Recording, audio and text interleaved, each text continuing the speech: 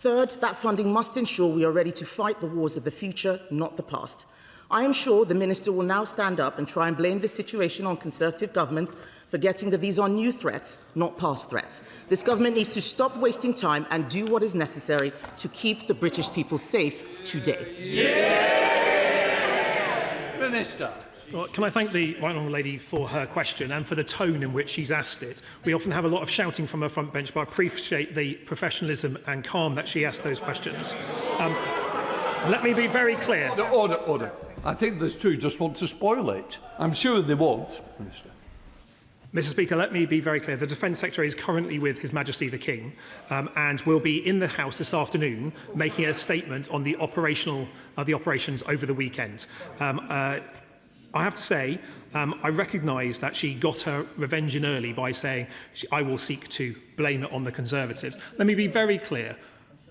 The right honourable lady will know that we inherited forces that have been hollowed out and underfunded by the Conservatives, that we inherited defence housing, where families were being asked to sleep in bedrooms with black mould, leaky roofs and broken boilers, that 47 of 49 major defence programmes we inherited at the general election were over budget and unfunded. However, we've also been very clear that we are increasing defence spending. I appreciate that she had a pre-scripted questions, but if she listened to what I said at the start, she would know that we're increasing defence spending, an extra £11 billion. Order. I think you've just proved the point. When you request an urgent question and the question's been asked, allow the Minister to ask without comment, without two of you, either side, chipping in. I don't need it, you don't want it, so I'm not being funny. This affects all our constituencies and our constituents, so please, Minister. Thank you, Mr Speaker. We are increasing defence spending. The budget this year is £11 billion more than the budget in the last year of the Conservative government. We are ending that hollowing out, but of course I want more money in the defence budget. It's a case that we continue to make as the profile of defence spending increases. I welcome a debate that says what capabilities will we spend that increasing defence funding on? And she is right when she says we need to fight the wars of tomorrow. That's why we're investing in more autonomy. That's why we're investing in more drones, a hybrid navy and the increased stockpiles that we need to deter Russian aggression. There's more work to do and the new Defence Secretary is working with his sleeves rolled up to deliver the best deal that we can, and we will publish the Defence Investment Plan ahead of the NATO summit. Alex Baker. Thank you, Mr Speaker. For the past 18 months, I've been talking to the former Defence Secretary and ministers across government as part of my campaign for the UK to co-found the Defence Security and Resilience Bank.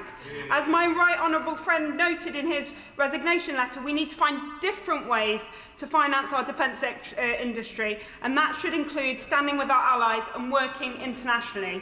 Will the government now listen to calls from across the House to join this World Bank for Defence as a matter of urgency? Because we cannot afford for British defence industry to be locked out of this bank. The Charter will be signed at the NATO summit and the clock is ticking.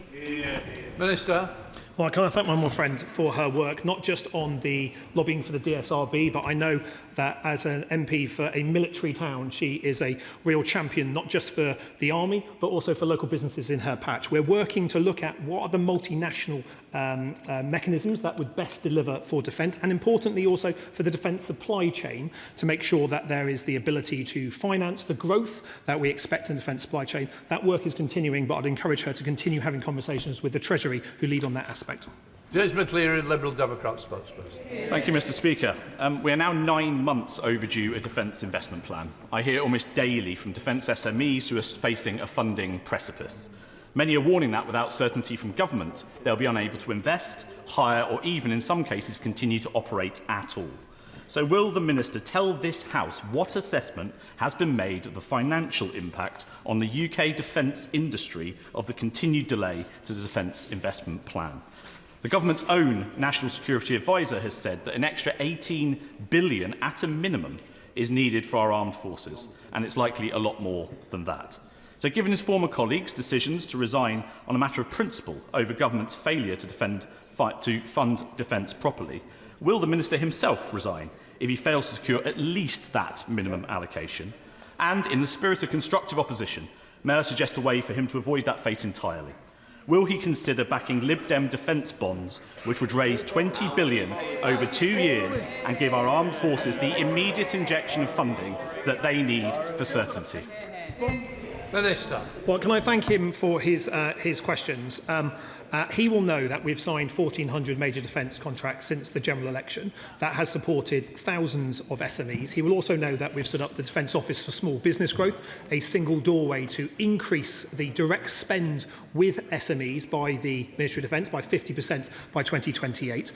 We will continue to work on that. And as a defence-focused MP, before I was a shadow defence minister, let alone a defence minister, I'm proud of the advocacy that I have made for Devonport, for Plymouth, for our armed forces. I will continue to make that case from within government to give our forces the funding they need, the increasing defence spending that we need, that the government has already set out an ambition to deliver. I will continue to make the case for that. Thank you, Mr. Speaker. My honourable friend may know that Aralis, a British aerospace company seeking to develop a replacement for the Red Arrows, has gone into administration, and the company is in part blaming the delays to the Defence Investment Plan for this terrible outcome. Can I thank my honourable friend for the time he's taken with me, looking for opportunities to invest defence spend in my constituency, but can he do more to ensure that the Defence Investment Plan brings good quality jobs right across this country? Minister. Well, can I thank him for his question? We've discussed Aralis together. We are committed to the Red Arrows. There will be a competition to replace the Red Arrows, but also the Hawk T1, T2 training system that we have today that provides the pilots of the future. That will be a competitive process, and it will be up to companies to provide a design, an option and a training system to support that, and that competition will launch in due course. Of the House, Sir Edward Lee. When the nation is at risk and the Leader of the Opposition asks a question, it's frankly cowardly for the Secretary of State not to turn up. His duty is to be here in our House of Commons. Just say to the Father of the House, the King has summoned him, and he is with the King at the moment. And I think about the language used about being cowardly. I think it's not called for, and I expect better from the Father of the House. I'm sure the King would have understood, but we'll leave it like that. Can I just ask the Secretary of State this? He constantly blames the previous Conservative government, but the fact is that times have changed. Let's look at history. When we were in the same situation in the 1930s, we were only spending 2.5% in 1935 on defence. And then we increased it to 9%. The whole nation came together. The Leader of the Opposition has given him a deal. We will combine with him to slash the totally huge welfare budget. We will help them meet what the previous Secretary of State wanted. Why did the previous Secretary of State resign? Minister. Well, first of all, can I be very clear with the right honourable gentleman, who I have a lot of time for, that the new Defence Secretary is someone who served our country in uniform, served in the parachute regiment, was awarded an MBE for his work in uniform, is someone who I am very proud to serve alongside, and is someone who I am working alongside now to ensure that we can deliver a defence investment plan with the funding that's required to renew our forces. He is right when he says times have changed. That's precisely why the defence investment plan capabilities that we're looking at looks at retiring old kit and bringing on investment in new kit, in particular drones, one-way effector, the hybrid navy and autonomy, something that we're learning the lessons from Ukraine on. Because we are there standing alongside our friends in Ukraine, we can see how Russia fights, we can see what works, and we're using that knowledge to not only support our friends in Ukraine, but bring that back for capabilities for the UK Armed Forces. And when the DIP is published shortly, he'll be able to see that. Jasmine Koresh.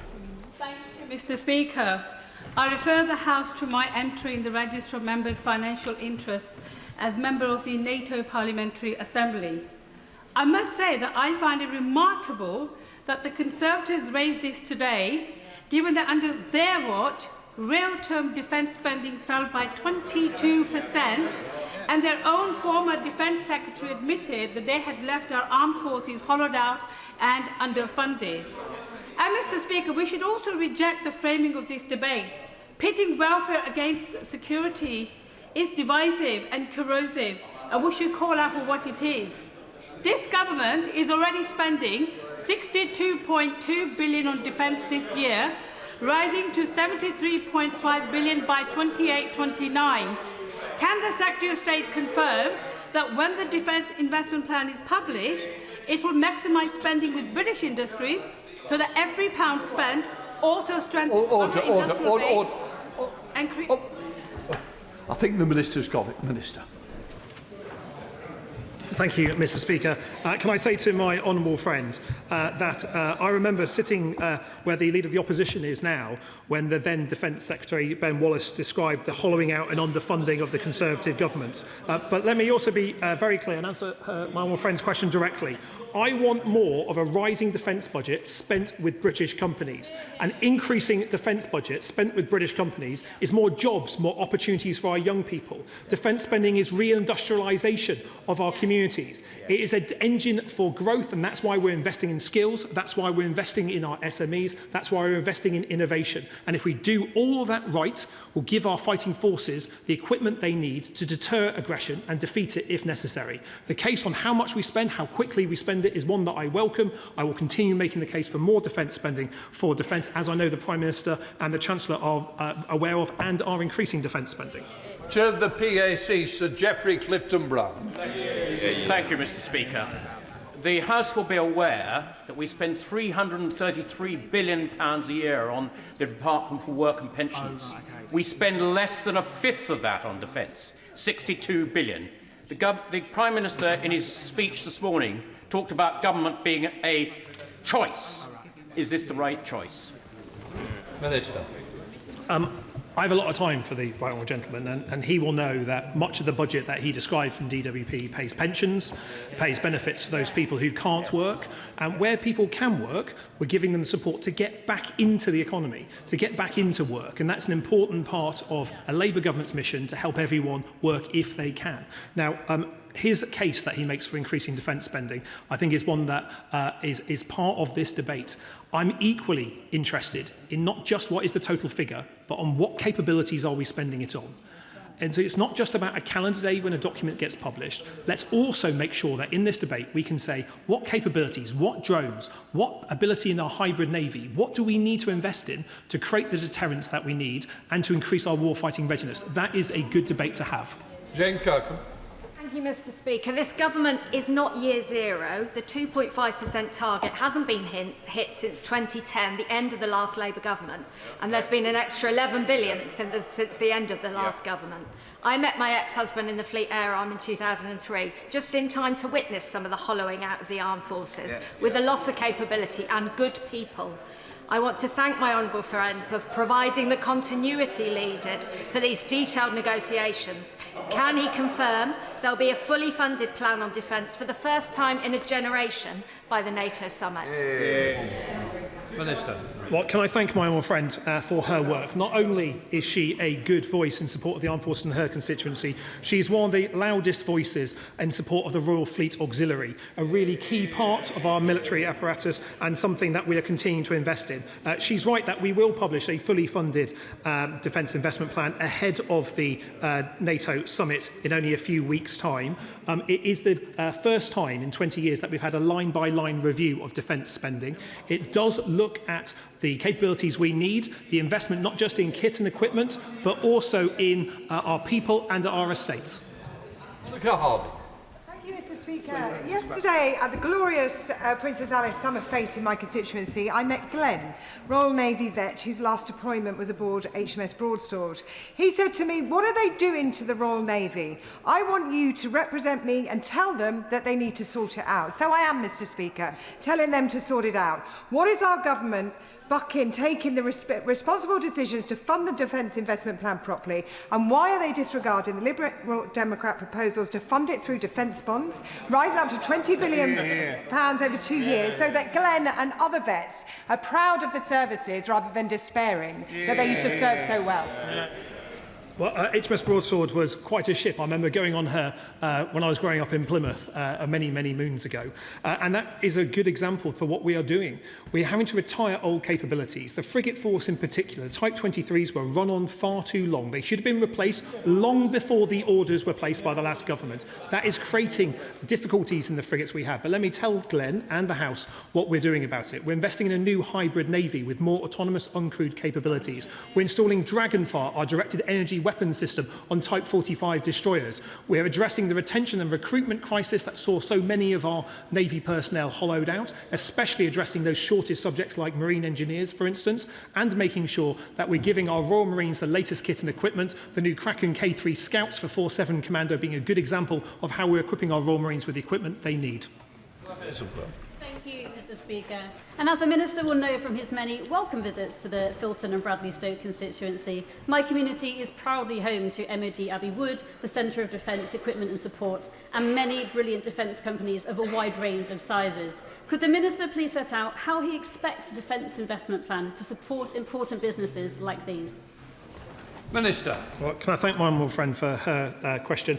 She's right, I've had a lot of good times in Filton and Bradley Stoke, not only with the amazing people that work at the National Armaments Directors Group at Abbey Wood, people who work tirelessly to give our people the kit and equipment they need, but also seeing some of the superb work that Rolls-Royce are carrying out, for instance, not only in supporting GCAP, but supporting the operational effectiveness of our air platforms today. There's other businesses, large and small, in her patch that will benefit from the 10 years of certainty that will come from the Defence Investment Plan, and it will be published before the NATO summit.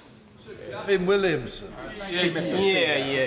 I think we all very much welcomed the amazing work that Lord Robertson did, along with his team, including General Barrons and Fee Hill.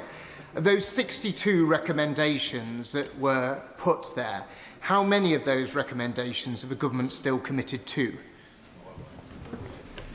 All of them. Chris Moore. Thank you, Mr. Speaker. The Minister will know that Redditch is home to many businesses who proudly support our armed forces. I think he may have just touched upon this in the previous answer, but can the Minister confirm that when the Prime Minister does go to the NATO summit next month, that the DIP will be published in full? Minister. Can I thank my own friend for his question? Yes, we will be publishing the DIP ahead of the NATO summit, as the Prime Minister has set out now for a number of weeks.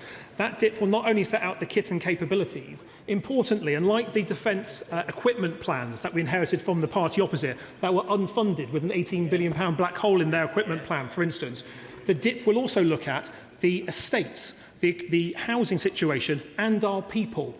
Vital enablers of a whole defence project. That's why a line-by-line review that has highlighted the mistakes, the lack of support contracts that we saw from the Conservatives, for instance. It will be a funded plan, as I've set out, and it will be published ahead of the NATO summit.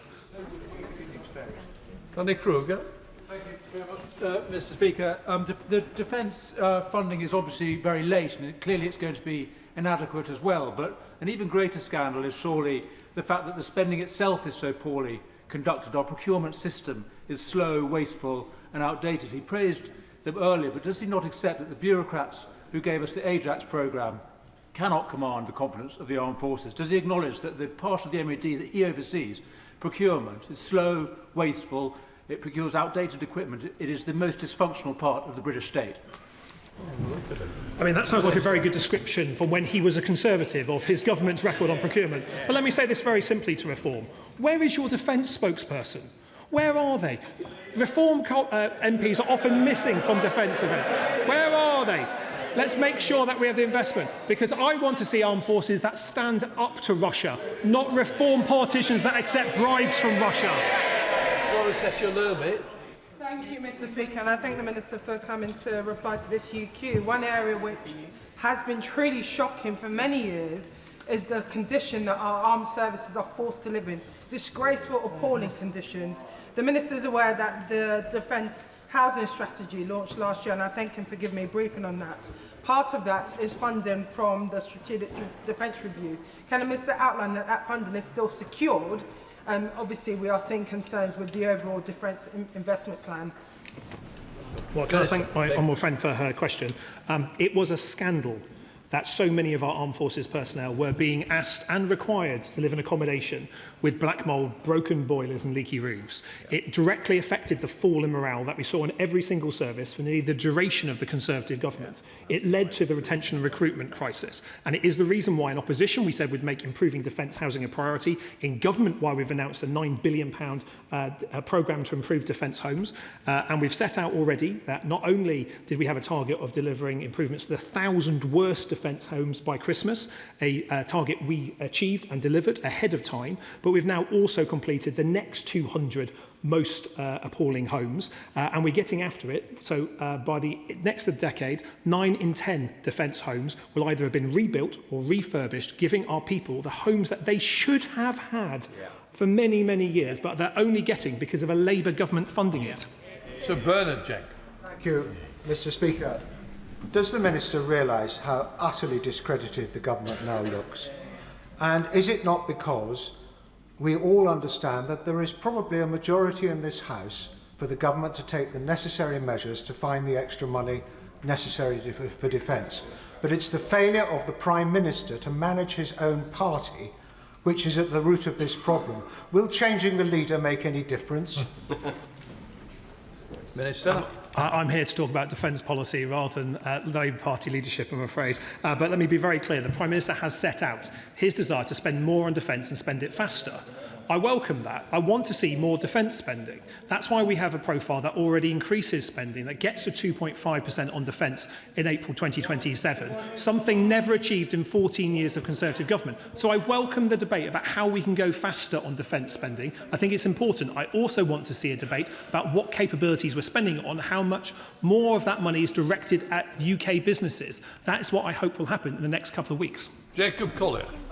Speaker, the government has led with a NATO-first approach in the SDR and also worked to strengthen the alliance. At the 2025 Hague Summit, the alliance committed to 3.5% GDP spend by 2035. So can the Minister say what conversations he's had with NATO partners around the DIP so that we can all work towards that increased spending goal?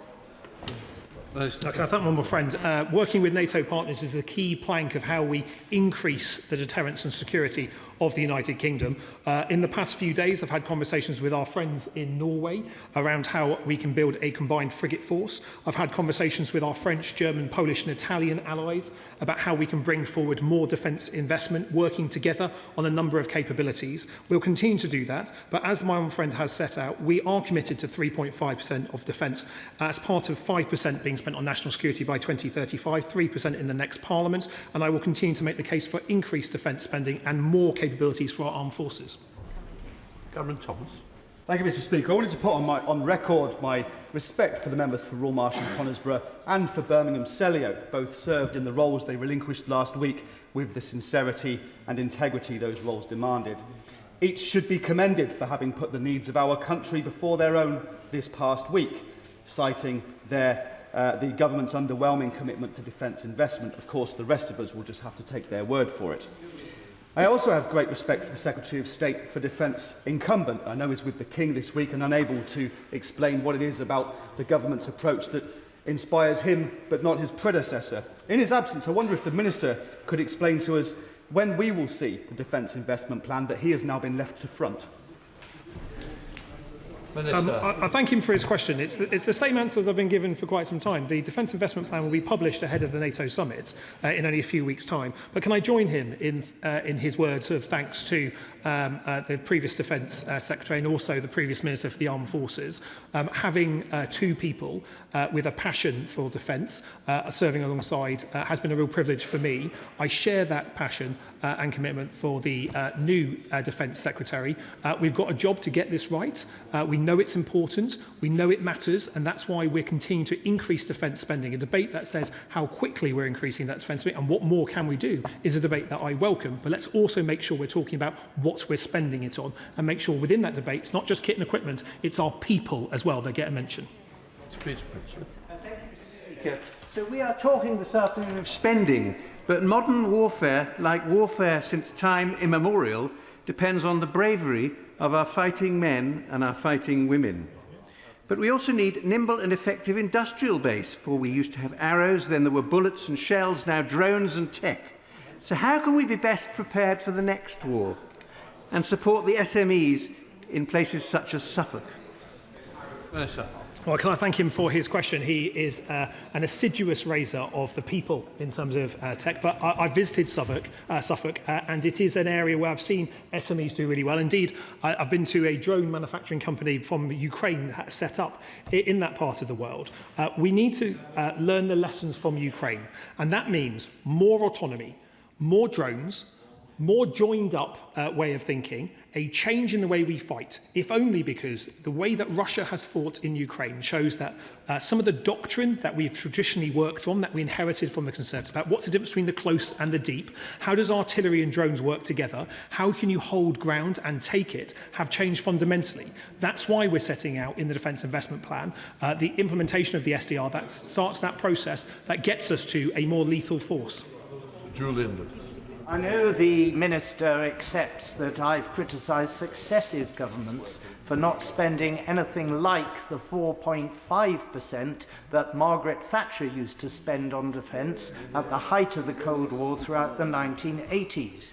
But does he accept that the service chiefs have made an objective assessment of the government's own strategic defence review and have arrived at the conclusion that the sum of £28 billion is necessary to implement it over, I believe, a 4-year period?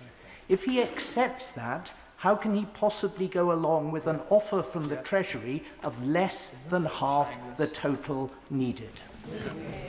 Minister. Well, I have a lot of time for the right honourable gentleman, and he and I were on different sides of the chamber but made the case for increased defence spending in the last Parliament, and I'm glad that he is with me in arguing for increased defence spending in this Parliament as well. We'll continue to make the case for that and look at how we can deliver those increased capabilities.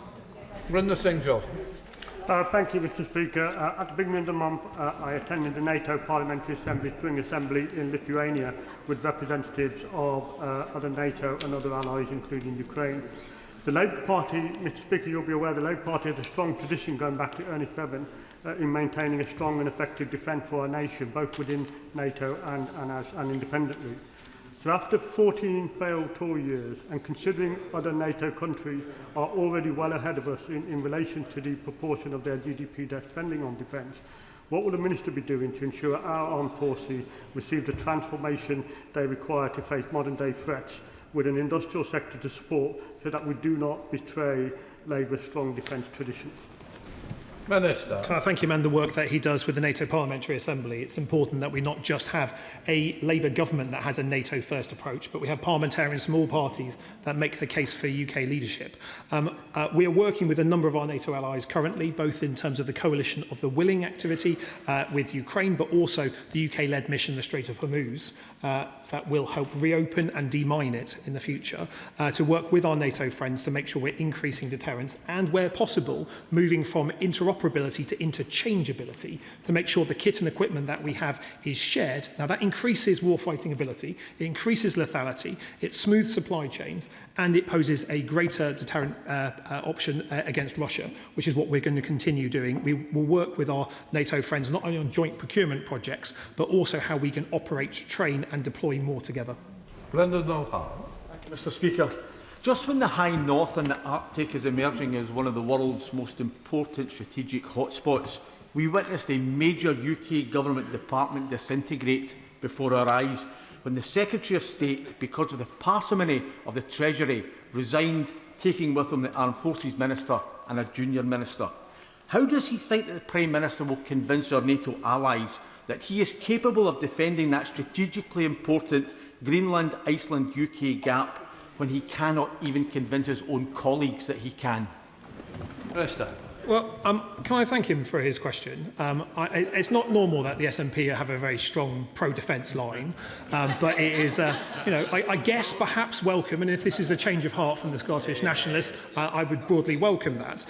He will have seen the action over the weekend against Russia's Shadow Fleet. He will also know of the work that we do out of Scotland, both in terms of Faslane with the submarine operating base, but also RAF Lossiemouth, for instance, with the P-8 maritime patrol aircraft and the quick reaction response response aircraft that we have from there, ensuring that we work with, in particular, our Norwegian allies, but our allies across the High North. The Defence Investment Plan only increases the investment in that part of the world because it is an area where we're seeing increased risk from Russia. We're seeing an increased number of Russian boats ships in our waters, and we know the threats to our underseas cable and our airspace is real and increasing. And I hope that we can find a new cross-party consensus with the SNP, which I hope will start with the SNP government funding the second DTEC in Scotland to give our young people the skills they need.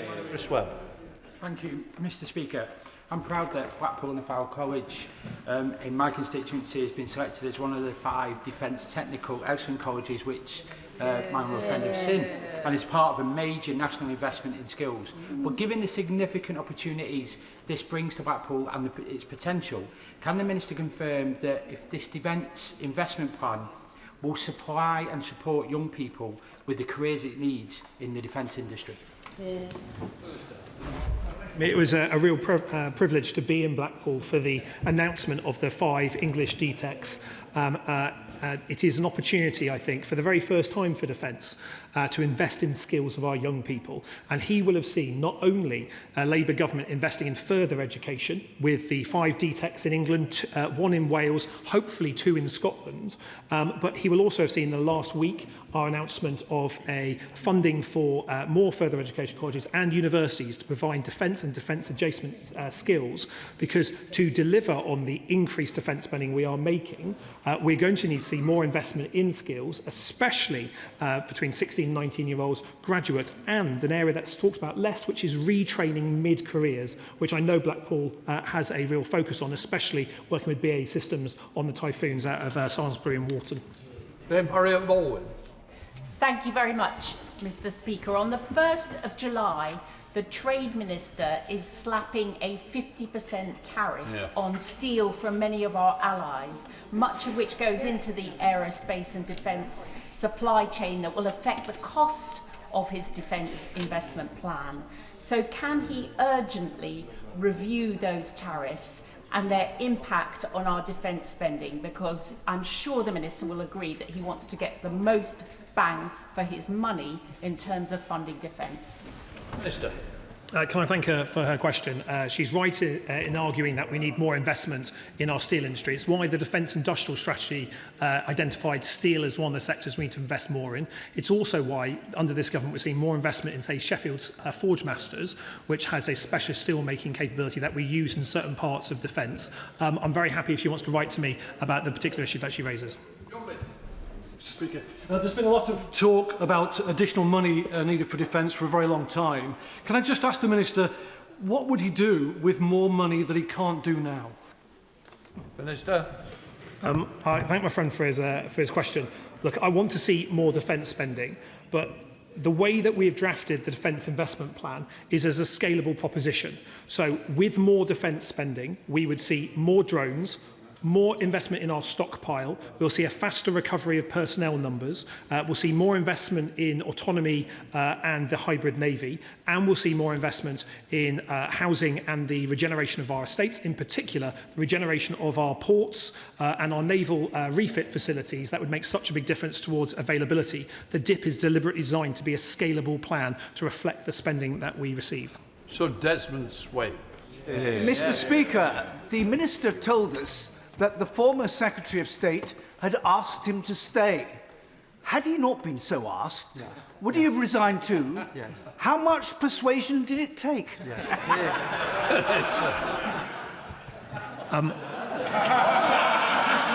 Here's a good one. I have to say, as someone who comes from a defence family, who's believe the opposition's size. Let's talk about those people who have a proud military family that they come from. I'm proud that my old man was a submariner. I'm proud of his service. I represent a military city. It has taken years upon years to get a Labour government. I respect the decision that my former ministerial colleagues made. I decided to stay. I was encouraged to stay. There's a good reason for doing so. And given the activities that we've seen over the weekend, I can say that I'm proud to be continuing to work alongside some incredibly brave and professional people in our armed forces to keep our nation safe. Adam Jogi. Thank you very much, Mr. Speaker. I acknowledge the service of my right honourable friend, the member for Romarsh, and those who worked in his office, and I'm very sorry to see them go. Mr. Speaker, I thank the Minister for his response, but I have to say to him, this is one heck of a mess. I know how difficult it can be to work with the Treasury, and I know there's much we have to do, but my constituents want to know that we'll do whatever we must to keep them safe. So when I go home on Thursday, how can I tell them that we will? Minister. Can I thank him for his question? Look, we're already increasing defence spending. We're already renewing our forces. We're already fixing defence housing. We're already increasing the pay of our armed forces. We're already tackling the toxic culture that existed in our armed forces to make working in defence good for every single person. But I want to see that go faster, go further. With more defence spending, we can deliver more and greater deterrence and greater lethality. A debate around increasing defence spending is a welcome one for me as someone who feels passionate about defence. I have a lot of time for the former Defence Secretary and the former Armed Forces Minister and the arguments that they have made. I want to see more defence spending. The new Defence Secretary wants to get the best deal for our armed forces. And I know the Prime Minister and the Chancellor equally are planning to increase defence spending. A debate that says how fast, by when and spending on what is a debate that I welcome. Sir Jeremy Hunt. Mr. Speaker, I recognise the Minister has a difficult job to do today, but has he not noticed that even though Labour has 3 times more MPs, there have been nearly twice as many Conservatives here today? And is that not because his colleagues are voting with their feet and saying that the former Defence Secretary was right and cannot defend the indefensible? Minister. Can I thank the right honourable member for his question? As he will know if he was in more defence questions, I like defence scrutiny. I like defence debates. And as far as I'm concerned, Mr. Speaker, let's everyone go round again, because the more questions on defence, especially on capabilities, not timing, not what happened last week, but on the capabilities we need to invest in, is a debate that I welcome. Andrew Lewin. Thank you, Mr. Speaker. The past is a story of the Conservatives hollowing out our defence. The present is a story of this government spending more than they did at any time over 14 years. But my question is about the future. Our brave allies in Ukraine have revolutionised warfare. They might want to listen to this. It's serious. They have shown the effectiveness of drone technology. They are turning the tables on the Russians. In the Defence Investment Plan, how can we learn from our allies in Ukraine? Minister. Can I thank him for his question? I know the Conservatives don't like hearing about their hollowing out of the armed forces. That is what we inherited. That's what we're trying to put right. And if they had spent the level of defence spending they now argue for when they were in power only 2 years ago, perhaps we wouldn't have such a big challenge today. I don't like it when they groan about our armed forces. I don't think it's respectful enough for what we need. However, but for his question about here, when we look at Ukraine, we can see not only the drone technology, we can see the way that's changing with an electronic warfare environment. We're supporting that. We're buying 120,000 drones this year for our friends in Ukraine, utilising cutting-edge British technology, some brilliant British companies working with brilliant Ukrainian companies. And we're not only looking at small drones, we're not just looking at the EW environment, we're not just looking at radars and command and control systems. What I'm seeing from Ukraine is how we build those all together. The former Minister for the Armed Forces set out very clearly from his perspective how we can learn from Ukraine. The Strategic Defence Review sets out how we're learning from Ukraine, and the Defence Investment Plan sets out how we will buy more drone technology and learn there. But more investment going into defence is one that I welcome, and the more that we can learn from Ukraine, the greater deterrent capability we have to stop Putin looking over the NATO boundary and thinking he can have a go at a Baltic state or somewhere along the eastern flank or even the United Kingdom. Jeremy Corbyn. Thank you, Mr. Speaker. This year, global arms expenditure will be around $3 trillion. Every country that is raising expenditure is doing so through taxation, through cuts or through debt.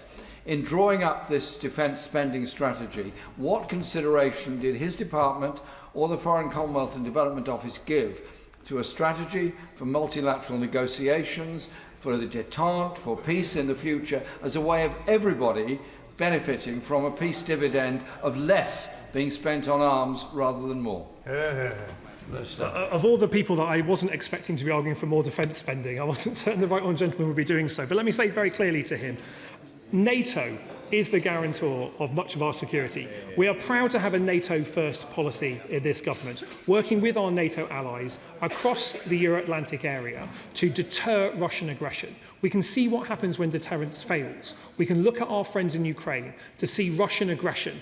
We can see the attacks on civilian infrastructure, including overnight, an attack that we correctly condemn for the brutality and illegality of targeting civilian infrastructure. We can see what happens when deterrence fails. That's why we're investing more in defence to increase our deterrence. We're doing so alongside our allies in order to prevent conflict in the future.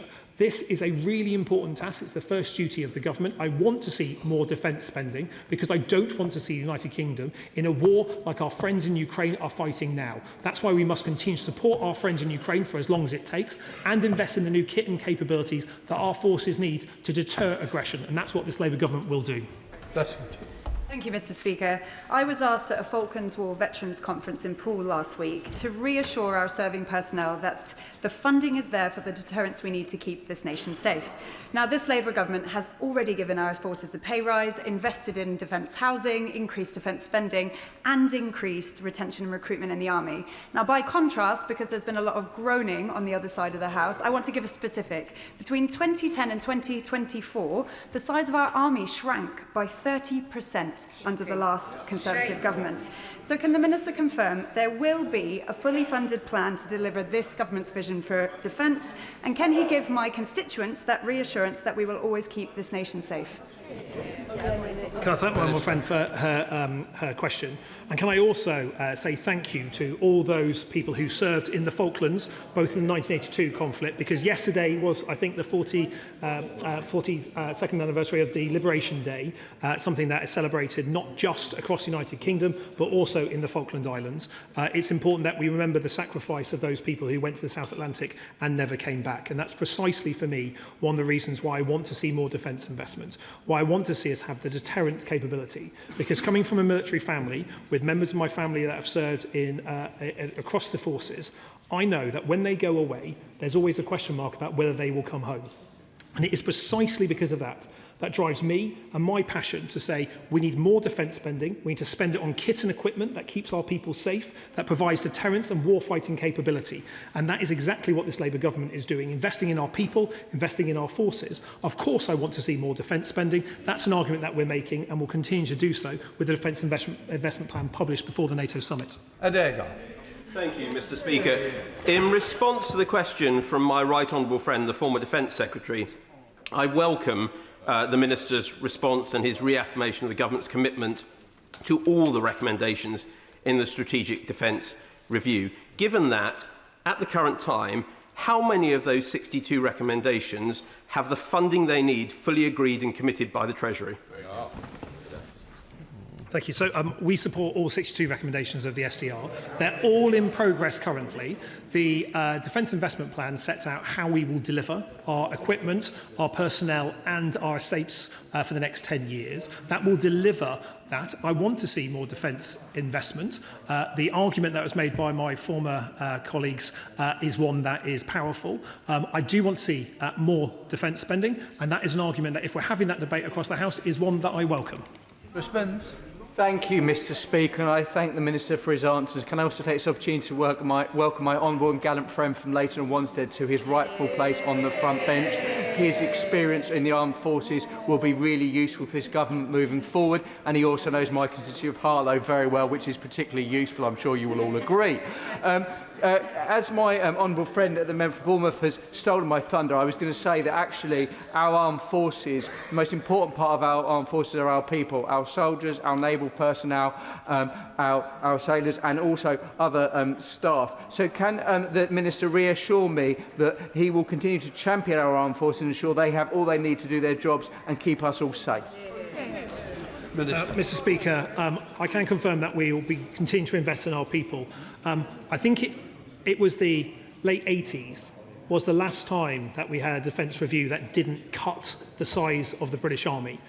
In the Strategic Defence Review that was published under this Labour government, we announced that we will increase the size of the British Army to 76,000.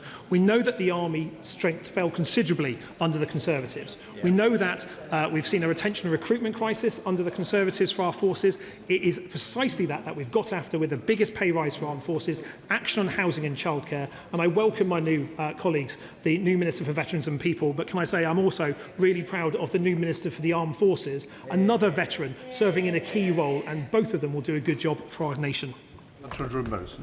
In his excoriating resignation letter, the genuinely honourable and genuinely gallant member for Selly Oak made it very clear that he was leaving not just because he considered the DIP to be underfunded, but more particularly because it planned to spend the money on the wrong things, preparing to fight the last war, not the war to come.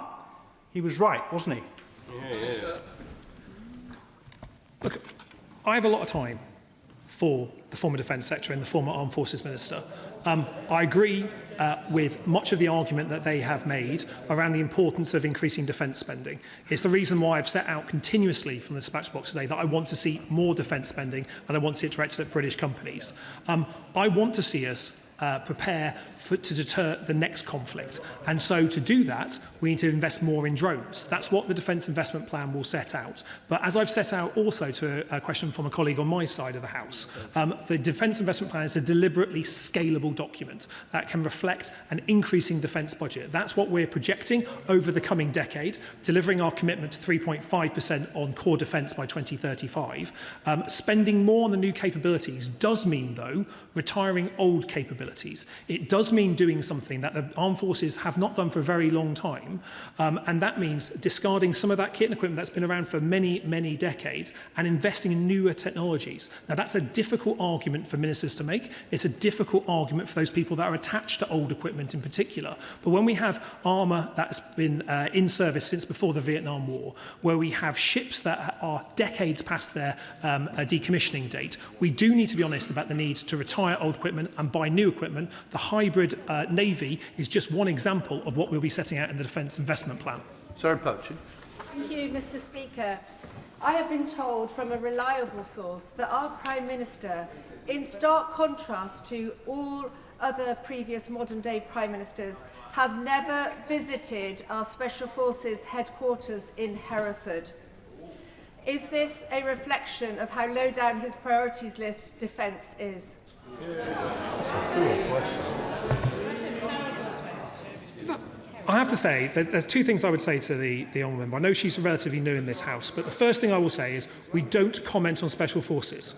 It's a really important rule. We neither confirm nor deny activities nor visits to any special forces location. We do that deliberately because any question that helps define who is where, what they are doing, is a benefit to our adversaries. Now, I appreciate she's looking for a gotcha question with that, but let me take her back to the important things. We don't comment on special forces. What I have seen from our Prime Minister and the former Defence Secretary is them meeting the crews of our ballistic submarines when they return on zero day after many, many months under the sea. I've seen them support the brilliant service of armed forces personnel, but I'm afraid you will not get me nor any other government minister commenting on armed forces. I mean, I'll suggest to her that next time she thinks carefully about asking questions like that again. Thank you, Mr. Speaker. Mr. Speaker, I was away with NATO PA last week, and I thought I understood why the former Secretary of State for Defence had resigned. Standing here today, I think it's really unknown why he resigned, according to the Minister. But, Mr. Speaker, where the Minister is right, is talking about making sure that naval procurement doesn't go through the problems that it had in the past, one of the consequences being in power with Liberal Democrats. But in terms of procuring ships, there are shipyards, Mr. Speaker, who are worried about whether they can maintain their workforces because without the DIP, they don't know. And I am concerned to read that the Type 83 destroyer may be postponed as well. So may I ask the Minister, directly, yes or no, is all of the plans that are currently in place for capital ships going to remain, or is that up for debate as well? Can I thank him for his question? And he will know from his time in the Ministry of Defence and on the NATO PA that getting procurement right and fixing a broken procurement system that we inherited is important. We've already made a number of steps to get there. He will recall, I think, from the last urgent question on this topic last week that I answered around the Type 83. And so if he wants to look back on that debate, he'll get his answer to that one there. But let me say to him very clearly, we inherited an equipment plan that was overcommitted and unsuitable to the challenges that we now face. That's one of the reasons why we're looking to invest more in autonomy, more in hybrid and uncrewed systems, and especially for the Royal Navy, as he mentions, the importance of air defence, looking at how uncrewed systems can sail alongside crewed systems, providing the air defence bubble, learning the lessons from our friends in Ukraine and recent activities in the Middle East and Cyprus will be an important part, and he'll be able to recognise that immediately when he reads the tip when it's published. Vicky Slade. Mr. Speaker, Martin from Wimborne contacted me at the weekend to share his suggestion to fund the Defence Investment Plan. He thinks that the Lib Dem idea of issuing defence bonds is a really sensible one, and has told me that in his view there are many people with money in cash ISAs who might be tempted to invest if the investment was taken out of their inheritance tax liability. So will the Minister confirm whether discussions are happening about innovative ways to access the capital needed to ensure that the DIP can be fully funded? Minister. Can I thank her for her question? And I think it was Martin, his interest in how we increase defence spending. She will know from the debates that we've had in this chamber that it's not just the Defence Investment Plan that we're working on currently. We're also looking at how, through a Defence Finance and Investment Strategy, working with our Defence Advisory Group for City Professionals, that we can look at accessing new forms of capital, both patient, sovereign, and a whole range of capital options. I know that she and her party are keen on the war bonds option. I may say I'm happy looking at the detailed analysis if her party has any on it. But what I would also say is it's not just investing in core defence that we need investment in, it's investing in the supply chain in particular. And that's especially true of those small SMEs with huge growth potential as to how can we ensure that they can compete for contracts. So it's one of the reasons we're looking at new ways of procuring, the commercial procurement model, learning lessons from Task Force Kindred for Ukraine procurement. We're bringing those into mainstream UK Armed Forces procurement to speed it up, which means more SMEs will be able to benefit from it, but more capital injection into defence, both from the government, as we're planning, but also from private sources is a good course. No, Shastrihurst. Thank you very much, Madam Deputy Speaker. Last week, the former Defence Secretary said that the Prime Minister was unable and the Chancellor was unwilling to fund the resources needed to tackle the threats facing our nation. Does the Minister agree with that assessment, and if not, why not? Minister. I've seen the Defence Secretary, the previous Defence Secretary, make the case for defence spending. I've seen the Prime Minister and the Chancellor increase defence spending since Labour came to office. I know that there is a very strong case that to meet the moment we need to further increase defence spending. That's why the new Defence Secretary has been speaking both to the Prime Minister and to cross-government colleagues about how best we can deliver that and deliver a DIP that will increase our warfighting capability, end the hollowing out and the absence of funding in the equipment plan. About 30% of the equipment plan we inherited was unfunded from the Conservatives. Lots of work to do, but we publish it before the NATO summit. Tim Farron. Madam Deputy Speaker, the sluggish and unambitious delivery of the Defence Investment Plan is not the only threat to our security. Given that we have Russian ships threatening our cables and such like, would he agree with me that the fact that the United Kingdom is reliant for its food supply, 45% of it, on imports, that is no longer an economic convenience, it is a national security liability? And will he recognise that England is now the only country in the UK and the only country in Europe that doesn't directly support its farmers to produce food? Isn't that a threat to our national security too? Yeah. Minister. Well, when I held the Shadow Environment brief, he and I were in many debates where I made the case strongly that food security is national security. It's something that really matters. But he will also know about, he mentions cables as well, that we're investing in not only the operations that RFA Proteus, but also HMS Stirling Castle can undertake to support our undersea infrastructure. We need to continue to support those items, and he will see more in the Defence Investment Plan. DEFRA issues cover food security here, but I do agree with him that food security is national security. Dr. Keir Mullen. Madam Deputy Speaker, the former Defence Secretary knows what was knows what's in the Defence Investment Plan, thought it was inadequate and resigned as a result. I'm sure the Minister wouldn't be so shameless and disrespectful to this House to spend an hour defending that plan if he himself hasn't seen it in full. So a very easy question for the Minister, yes or no, has he seen the Defence Investment Plan in full? Minister. Yes, I've been involved with doing it. Let me be very clear to answer his question in full. I know his front bench want to shout at me, but let them listen just for a moment. The Defence Investment Plan is a good, scalable plan that provides the capabilities. He's asking me have I seen it. I've just replied yes. He needs to listen to the answer. Yes, I have seen it. I've been involved with writing it. The plan itself is a good plan. The debate here is about the funding that goes into it. And I'm up for a debate that says how do we increase defence spending? Because I want to see more capabilities. I want to see defence housing improve faster. I want to see more support and recovery of the strength of our armed forces. That's precisely what the Defence Investment Plan will set out. And making the case for more funding to go into that is a good one. Ayub Khan. Thank you, Madam Deputy Speaker. If there's anything the last few months has taught us, it's that military might is no guarantee of security.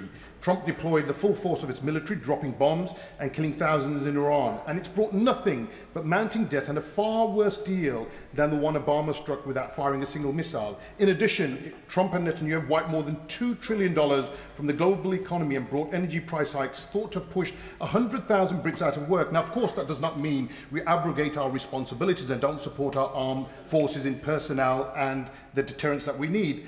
But unlike the opposition leader, does the Minister agree that careful diplomacy and tackling the cost of living crisis, especially for the most vulnerable, does more to bring security than any bomb? Try and keep it short, Minister. Yep. Can I recommend to the honourable gentleman that he reads the new defence diplomacy strategy that we published a few months ago to deliver on what he's just asked me?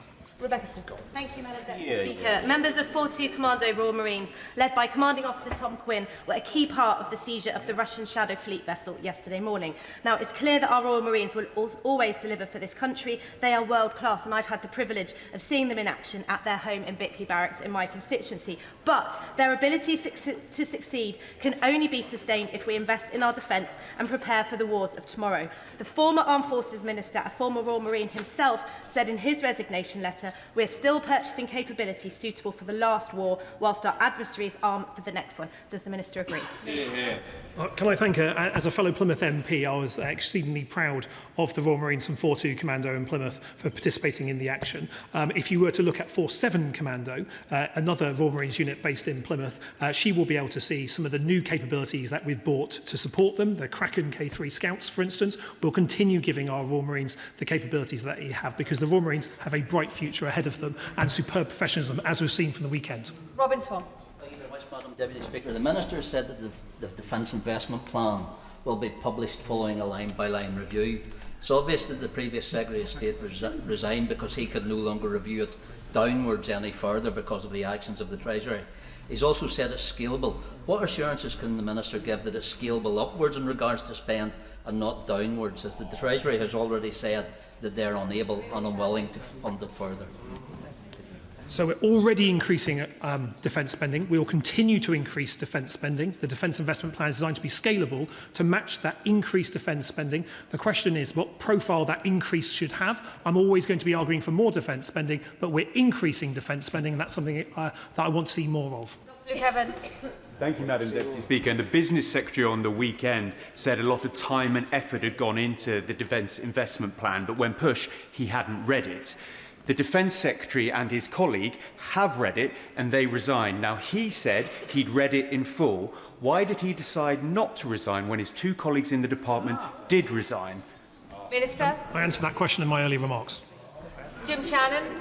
Thank you, Madam Deputy Speaker. Can I first of all put on record my thanks to the former Secretary of State and the Forces Minister for their principled stand in relation to defence spending. Over the weekend, one of the government ministers on the Laura Kuenssberg show referred to extra defence funding. The Minister, the new Secretary of State, which I welcome to his place, I wish him well, like honourable and gallant member that he is. He also, I understand, is committed to extra funding. So as a DUP MP representing a region with a proud historic military tradition and a thriving defence sector and manufacturing base, what immediate assurances can the Minister give to the thousands of skilled defence, aerospace and maritime workers across Northern Ireland whose cutting-edge capabilities are vital to reinforcing our sovereign defence industrial base, and we must never compromise the territorial integrity. Mr. Minister. Thank you, Madam Deputy Speaker. I would point the honourable gentleman to not just the £1.6 billion contract that we've placed with Thales in Belfast for their LMM missile, supporting our friends in Ukraine, but the increasing investment that we're working with Thales on to support our Middle Eastern friends, and the £50 million Northern Ireland Defence Growth Deal, that's especially supporting the SMEs in Northern Ireland to be able to access more of that increasing defence spending. But I want to see more defence spending in Northern Ireland, as I want to see more defence spending across the United Kingdom. The Minister will know that we've been stalling on signing the full international contract for GCAP now since last year. And in April, we signed the interim funding contract for Edgewing, which was £686 million. That runs out in just 2 weeks' time. Now, yesterday, the Prime Minister obviously met with Sano Takaichi, the Japanese Prime Minister, and Japan being one of the partners in GCAP. Can he confirm that it was an agreement that he has signed the full international contract? And can he guarantee that funding will be in place before the money runs out at the end of June? Minister. It's unusual for him not to be on the money in terms of the questions, but as the media reports from yesterday's, from the weekend's meeting make clear, we'll be signing the full international contract by the end of the month. We're committed to GCAP. Final question, Mike Wood. Thank you, Madam Deputy Speaker.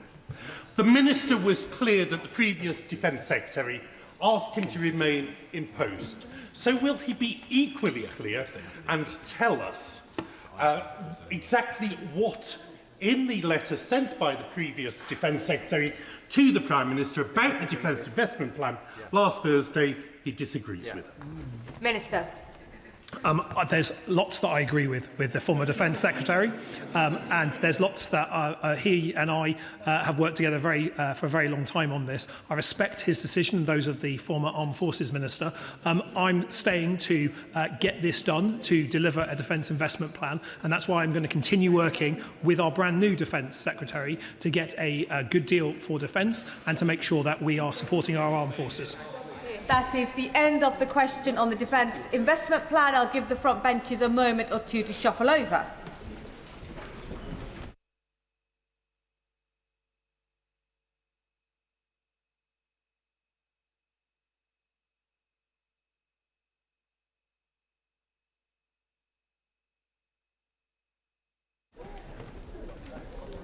I ask colleagues to be seated.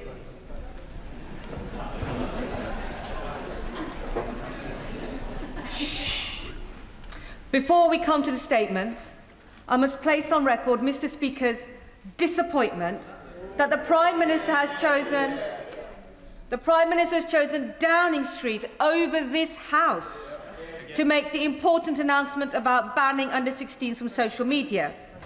The Prime Minister's very own rulebook states that important policy announcements should be made in the first instance in this House when it is sitting. His approach this morning is symptomatic of a pattern of disrespect for this House from number 10. The government said it will update the ministerial code on this point, and I urge them to get on with it. In the meantime, they must stick with the rules as they are set out.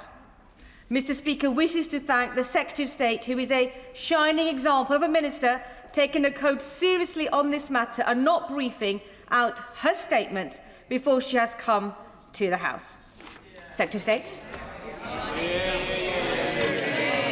Thank you, Madam Deputy Speaker. Today marks a defining moment for our children and future generations as we lay the foundations for a new settlement for the online world to ensure children have the best start in life, to give them freedom to be children again, and so we put power back into parents' hands. Up and down the country, parents are grappling with social media. What their children are seeing, how much screen time they should have, who they are communicating with, and if they are safe. Many children love connecting and interacting on social media, but others struggle with their mental health, concentration, and self-esteem. And the police, children's charities, and far too many tragically bereaved pet families have seen for themselves the serious risks and harm social media brings. While these concerns are widely shared, there are different, often strongly held views about the best way forward. That is why we launched our consultation on growing up in the online world to make sure everyone's voices were heard. The response has been overwhelming. We've had over 116,000 replies, including 54,000 from parents and 14,000 from children. We've heard from charities, teachers' organisations, the police and medical professionals, and from countless members of Parliament too. Not only the Science and Technology and Education Select Committees, but individual members, including the honourable members for Plymouth Moor View, Croydon East, Cowdenbeath and Kirkcaldy, Dunfermline and Dollar, and so many more besides. The progress report we published today sets out lots of different perspectives, but overwhelmingly our consultation shows parents and children are concerned about what they're being exposed to online. Harmful content, content that's completely inappropriate for their age, abuse and exploitation. They're worried about the impact on sleep, school, children's physical health, and their emotional well-being too. Above all, parents are crying out for change. 9 out of 10 parents who responded to the consultation told us they want an outright ban on social media, as did 3/4 in our large-scale representative survey, and 113,000 parents who signed Daisy and Joe's smartphone-free childhood petition. Keeping children safe online has been my top priority since day one in this job. I've listened to calls, especially from bereaved families, that we need to act as quickly as possible. So today I can announce our first steps, with more to come next month. And I can confirm we will ban social media companies providing their services to under-16s. To give greater protection. Order. Was there clapping in the chamber? There should not be clapping in the chamber or in the gallery. No doubt the doorkeepers will remove people if they need to. Minister. And we are doing this to give greater protections to children, greater clarity for parents and carers, and to set a new social norm for future generations. My intention is to lay regulations on a ban and have a vote on it by the end of this year, with the ban coming into effect early 2027. We plan to use the same model as Australia, covering user-to-user platforms that allow users to post material alongside algorithms. So our ban will include platforms like Snapchat, TikTok, YouTube, Instagram, Facebook and X. Because we want to make sure we don't include educational services, e-commerce platforms or music streaming, there will be a narrowly defined list of exemptions, which we will of course keep under review. Madam Deputy Speaker, I have also listened to parents, to civil society and to many MPs in this House, including the members for Putney, Lowestoft, Congleton and Newcastle upon Tyne, about the need to go further. So I can today announce our first steps in restricting a wider range of features and functions that create risks for young people. Because it can open the door to vile child abuse, we will ban live streaming for under-16s across all platforms. And we will ban communication with strangers, including in gaming, to stop paedophiles meeting and grooming children. And Madam Deputy Speaker, we are not stopping there. AI chatbots were a top concern of parents who responded to our consultation, particularly those that mimic intimate relationships and exploit vulnerabilities. The Children's Commissioner and my honourable friends, the members for Aylesbury and Milton Keynes Central, have also raised this issue. So today, Britain is becoming the first country in the world to ban chatbots that offer sexualised content to under-18s. And we will restrict this functionality on general-purpose chatbots too. We know there are also really serious concerns about other AI chatbots like therapy apps. But I recognise that some of these may have benefits, so I am working closely with the Department of Health and others to assess the evidence and I will come back to the House on this issue and wider measures on AI chatbots in a further statement next month. Madam Deputy Speaker, we also want to address concerns about a cliff edge when you turn 16, an age when many young people should be especially focused on their futures and on exams. So I can today announce live streaming and stranger communication, including in gaming, will be switched off by default for 16 and 17-year-olds.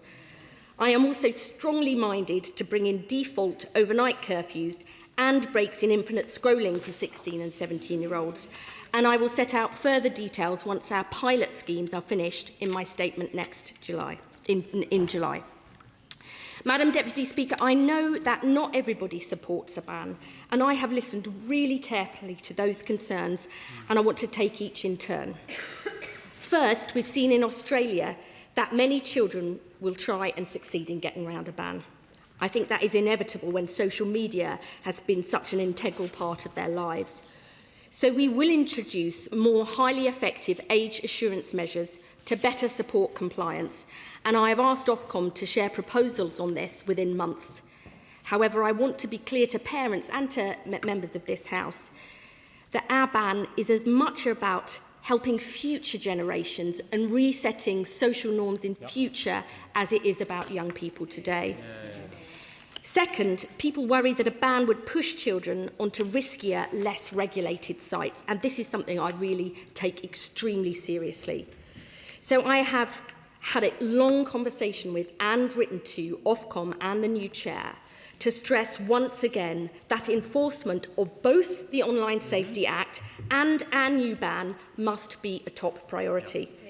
That they must focus rigorously on this, including riskier sites, and to ask them for an urgent review of whether Ofcom has the right capabilities in place. I have also asked them to publish a clear enforcement strategy and an annual report to Parliament on how this strategy is progressing. Third, we must prepare children for the online world, which will inevitably be part of their lives.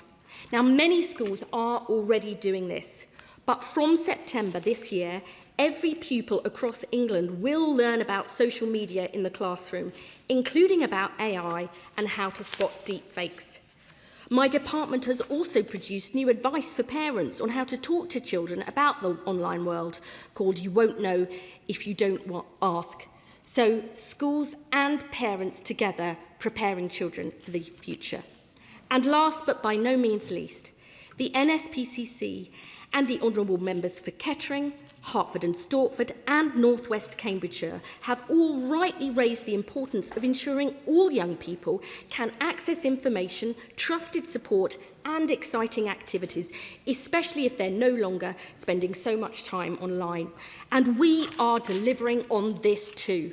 The Education Secretary and Cultural Secretary are expanding what's on offer in every school and beyond the classroom, including in after-school clubs, in the holidays and at weekends, by support for a wide range of enrichment activities, like art, music, sport, cooking, camping and museum visits. Things that were once only available for those who can afford them, now for every pupil in England. And in stark contrast to members opposite, who cut youth services by 75%, we are investing £500 million in our Youth Matters National Youth Strategy, so children from all walks of life, wherever they live, can access youth services, sport and the arts. Madam Deputy Speaker, my driving force, the reason I came into politics, has always been and will always be to give every child from every background the best possible start in life, because that's how they and our country succeed. Today, we take a decisive step towards creating a safer, healthier life for our children and future generations, giving children their childhood back. I am clear-eyed about all the challenges social media brings for adults as well as for children, and that technology constantly changes. So today's announcement is not one and done or the end of the story. There is still much more to do. But this is a landmark day. A day when we stand with parents, charities, bereaved families, and all those who have campaigned for change. This is your moment. It's a day when we take power away from the tech giants who have had countless opportunities to keep children safe and put it back in parents' hands. A day when we give our children the freedom to be children again, so they have the best possible start in life. And I commend this statement to the House. I call the Shadow Secretary, Secretary Lopez. Thank you, Madam Deputy Speaker, and thank you also to the Secretary of State for someone infamous for her impatience. I think waiting for the Prime Minister to opine on something she does genuinely care about must have been as frustrating for her as it has been for us. Today, the Prime Minister announced as his shot at a legacy something 6 months ago that he said he was personally opposed to, a ban on social media for under-16s, and we can be grateful that he got there in the end. But the victory is not his. Thanks must go to some of the gutsier Labour backbenchers, and we heard them all cited today, the Leader of the Opposition, the Shadow Education Secretary, and in particular my noble friend Lord Nash for his dogged determination in pursuing his amendments. But above all, we must thank those parents who took the senseless tragedies that befell their families and turned their pain into a legacy that will benefit so many children. They have conducted themselves with dignity and grace, and many sit today in the gallery to see the results of their courage. The Prime Minister's about turn tells many stories, Madam Deputy Speaker. If this was a man with views, his position could have been laid out at the start of the year, with the consultation used as a chance to polish the policy. As it is, officials' heads have been left spinning trying to retrofit details to this Damascene conversion. The Prime Minister likes to make a virtue of process, but he has used process in this case as a tool to avoid doing what so many in this chamber said was not only inevitable, but right and entirely necessary. We've had votes. The Prime Minister instructed his troops 3 times to vote against a ban. We've had debates. The Prime Minister wouldn't give a view. But lo, a career-critical by-election comes along, and on realising that protecting kids is not just popular but vital, the Prime Minister has finally found his voice. With Makerfield going to the polls on Thursday, Madam Deputy Speaker, perhaps we should use the next couple of days to maximum effect and try to extract his opinions on funding defence, cutting welfare, getting cheap energy, because this country has been waiting for leadership for too long. As Conservatives, we believe in the ultimate responsibility of parents over their children, but they face huge challenges in keeping their children safe online. It's not simply a matter of denying them a phone or a computer. There are many good uses of tech that children and young people should be free to explore, but the onus is on us as adults to create a positive place for their exploration. Instead, activity that would never be tolerated in the real world has been normalised, monetised and algorithmically amplified to kids' detriment. The Online Safety Act was a step forward, but we better understand now that this is not just what children see, it is how social media works. The success of this policy, however, will depend heavily on its implementation, and it's an announcement that still begs many questions. So I asked the Secretary of State, what additional resource is she giving to Ofcom? She is asking the regulator to take on a substantial amount of extra work. Does she expect tech companies to contribute more towards the regulator's budget, or will the funding come from her own? When can we expect precise definitions of what brings a platform into scope? A list of banned platforms has been briefed today, but it's not clear why some do not make the cut. Can she guarantee this work will not distract from implementing the final stages of the OSA? What lessons has she learned from the circumvention of the Australia ban that will make the UK experience and our ban more effective? She talks of more effective age assurances, and I agree on the need to reset social norms.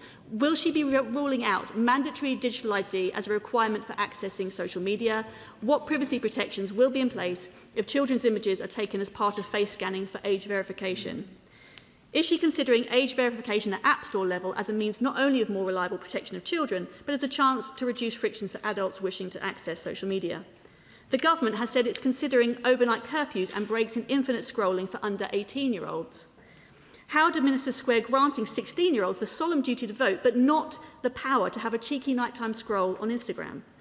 The same applies to romantic chatbots. How is this going to work? Will these restrictions apply to 16-year-olds or 18-year-olds, given both meet the age of sexual consent? On efforts to prevent children from taking or sharing nude imagery, can she set out the scope of the law she's considering and categorically rule out client-side scanning tools being applied to adults' phones? We're told that the first set of regulations to enable the social media ban could be in effect in spring 27. How confident is the Secretary of State in achieving her timeline?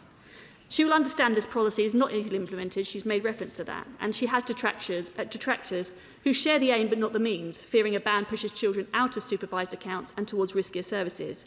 What does she say to those like Ian Russell who believe this policy is not only wrong but cynically timed? She suggests it comes down to enforcement of the OSA, which makes my earlier questions more relevant. And finally, Madam Deputy Speaker, I wish to ask the Secretary of State about her tweet last week on the updating the Online Safety Act to remove illegal content with greater speed during, I quote, times of crisis. Now, the scenes in Belfast rightly appall every decent citizen in our nation. The vicious barbarism of Hadid al-Adid, just like the despicable murder of Henry Novak, has ignited anger and sparked protest that's led to indiscriminate violence against innocent people. Violence and protest can often mix, but are nonetheless two very different things. Laws exist that prohibit incitement, criminalise threats to kill, and stop platforms hosting illegal content, and they must rightly be enforced with strength. Peaceful protest, on the other hand, is a legitimate response to failure. In this case, perceived failure of the political class to adequately deal with concerns that the public's raised time and again via the ballot box. In such circumstances, I appreciate government has a job on its hands to make sure work to stop the spread of illegal content isn't perceived, or does not indeed become, an attempt to obscure legitimate political comment. So I ask what powers are being taken, how will times of crisis be defined, and what assurances can the Minister offer the House that she understands if government does not get its approach right, any action she proposes risks stoking the very unrest that her policy is designed to subdue. Madam Deputy Speaker, for too long we've implicitly decided that childhood and parenting must simply adapt to the darker manifestations of the internet as the reality of modern life. Giving parents the support they need is not the same as the state stripping them of their ultimate responsibilities. But when harm from social media to our children is real and growing, the time comes for action, even when the answers are not perfect. I look forward to working with the Secretary of State in making sure the implementation of her policy is as close to it as it can be. Secretary of State. I'd like to thank the Honourable Lady for her statement, and I'm very glad at the end that she said there they will work with us to make sure that we implement this effectively. I think that's extremely important. I absolutely agree that this is a win for all the parents who have campaigned for this, and especially the bereaved families who had to relive the horror of what's happened time and time again. She made some comments about the Prime Minister. I want to be really, really clear about this. The reason we are moving so swiftly on this is precisely because the bereaved families have said to us, the longer you leave change, the worse it can be for children, and I have really taken that to heart and moved as quickly as possible here. I think it was right to have the consultation, not just because there are different views, but actually what we've heard is so overwhelming. I think that builds support for the ban. It means when we implement it, I hope it will last. And I would just say, you know, the Online Safety Act did take 8 years from, you know, the initial idea to implementation, and we've got to. The fact that this government has taken powers in the Children's Act means we can implement it in a much quicker. And as I said, I want the vote this year, by the end of the year, and I want it coming into force as early as possible, early first couple of months of 2027. She asked about Ofcom's enforcement and resources and capabilities. That's why I've asked them to do an urgent review. I would say they should look at their own resources first before coming to Parliament to ask for more, but I will of course look at what they say on that. She asked about the model that we're following. It is the model of We plan to follow the model of Australia, and that covers not just excuse me, the companies I named in my statement, but others. That's publicly available. She rightly asked about highly effective age assurance measures. She will know these are already covered in the Online Safety Act for adults. Not all of those are appropriate for children. So we've asked Ofcom to look at this as quickly as possible to come up with what would work. I think that's really important. But privacy, as she will know, having read the Online Safety Act, is absolutely at the heart of those measures, and there are really strict requirements about any data that is collected, what it's used for, and how it should be deleted. The AI chatbot measure is for 18-year-olds and below, because we think that there are parallels there with issues like pornography. She also asked finally about my comments on essentially incitement to violence online. That's what I said, put out on X last week, which is if you incite violence online, it's the same as offline. And that's not acceptable. And this week in Parliament, we are laying Ofcom's updated code of practice about what to do during crisis moments, which essentially is you've got to take that illegal material down. I think most people in this country would agree that if you break the law, incite violence, you should face the full consequences of the law, whether it's online or offline, and that's what I support. And let me say this, I know normally in this House, there is a lot of theatre about the politics. I understand that. That is what this place is like. But I think the vast majority of members in this House do support a ban, and I hope we can all work together because parents, no matter what their politics, want the same thing. So let's crack on with the job. Select Committee Chair, Chiawara. Thank you, Madam Deputy Speaker. And as so many parents know, and as my committee's ongoing inquiry into digital childhood has highlighted, British children have been the subject of a malign mass experiment designed purely to optimise corporate profits with horrifying, though largely unmeasured, harms at an individual and population level. And successive governments have been too ignorant, too ideological or too in hock to big tech to act. And so the Secretary of State is to be congratulated on taking action. However, my right honourable friend knows that a ban is riddled with problems. Workarounds like VPNs, services like generative AI or WhatsApp not included, new ones popping up. It does nothing to address the organised acceleration of misinformation, which harms our children and whose consequences we saw on the streets of Belfast. So can I urge her once again to revisit my committee's 2025 report and go after the advertising-driven business model, which incentivises these harms and which is largely unregulated, and also to impose transparency requirements so we understand the challenge we face. I want to thank my honourable friend for that, her question. I think I've said in this House before, I will again look at the recommendations in that report. My honourable friend, who is both in my department and the Culture Department, is actually chairing a joint task force on advertising to look at, how in the online world and what more we can do there. As I said, the Online Safety Act does set out very clear legal duties on providers to remove what's illegal for everyone, what's harmful for children, but I am looking again at what more can be done, particularly during times of crisis, including boosted trusted sources, making it easier for people to reset their algorithms. And as I said, this week we're laying updates to Parliament to bring into effect Ofcom's strengthened code of practice for what happens during crisis time. But I'm sure she will, as always, push us to go further. Liberal Democrat spokesperson Victoria Collins. Thank you, Madam Deputy Speaker. On behalf of children and parents across the country, we welcome the government finally taking action to keep children safe online. And I know how important this has been to Secretary of State herself. For almost 18 months, the Liberal Democrats, as the first party to force a vote on the issue, have been pushing for action to raise the digital age of consent, implement doom scrolling caps, health warnings and a film-style age rating to ban harmful social media for under-16s. Today, we welcome that the government has finally caught up with these calls to act and listened to the parents and tireless campaigners who have worked relentlessly and often in difficult circumstances. It is just a shame, however, for the Prime Minister. It doesn't seem it was this cry for help from parents and young people or the mounting evidence that finally made him act. But after months of dither and delay, what seems to be today is more like a panicked policy cobbled together ahead of a by-election and a backbench rebellion. With that last-minute rush, it's a real disappointment the government hasn't learned from Australia and other countries on how we can do better and deal with the root causes of online harm. Our Liberal Democrat harms-based approach would deal with the addictive algorithms and features, for example, from chatbots, not just the romantic companions or therapy bots that the government have announced, although we, of course, look forward to hearing more on this next month. Our approach is supported by more than 40 charities and experts who stand up for children in a safer online world. There's a clear framework for new platforms and future harms that have already arrived, whereas Australia is playing a game of whack-a-mole. So what can we do so we can learn to do better? And why hasn't the government learned from this, just as the Secretary of State said she would? So how will the government protect children from emerging threats and addictive features elsewhere, and not just prevent young people from signing up? How is the government deciding what platforms are included? What framework differentiates, for example, YouTube from YouTube Kids? And will children still be able to access YouTube without an account as they can now? What addictive features beyond infinite scroll will be tackled? And what assurances are there beyond being strongly minded to act?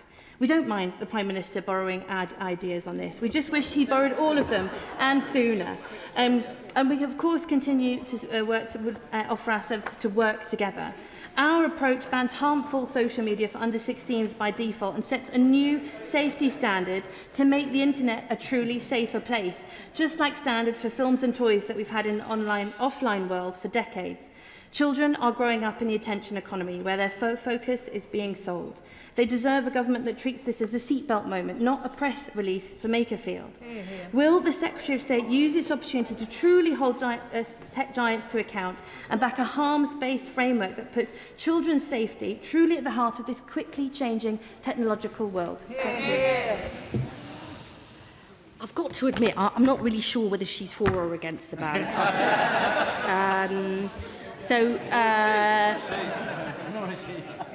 She's a Lib Dem, say members on the Conservative benches.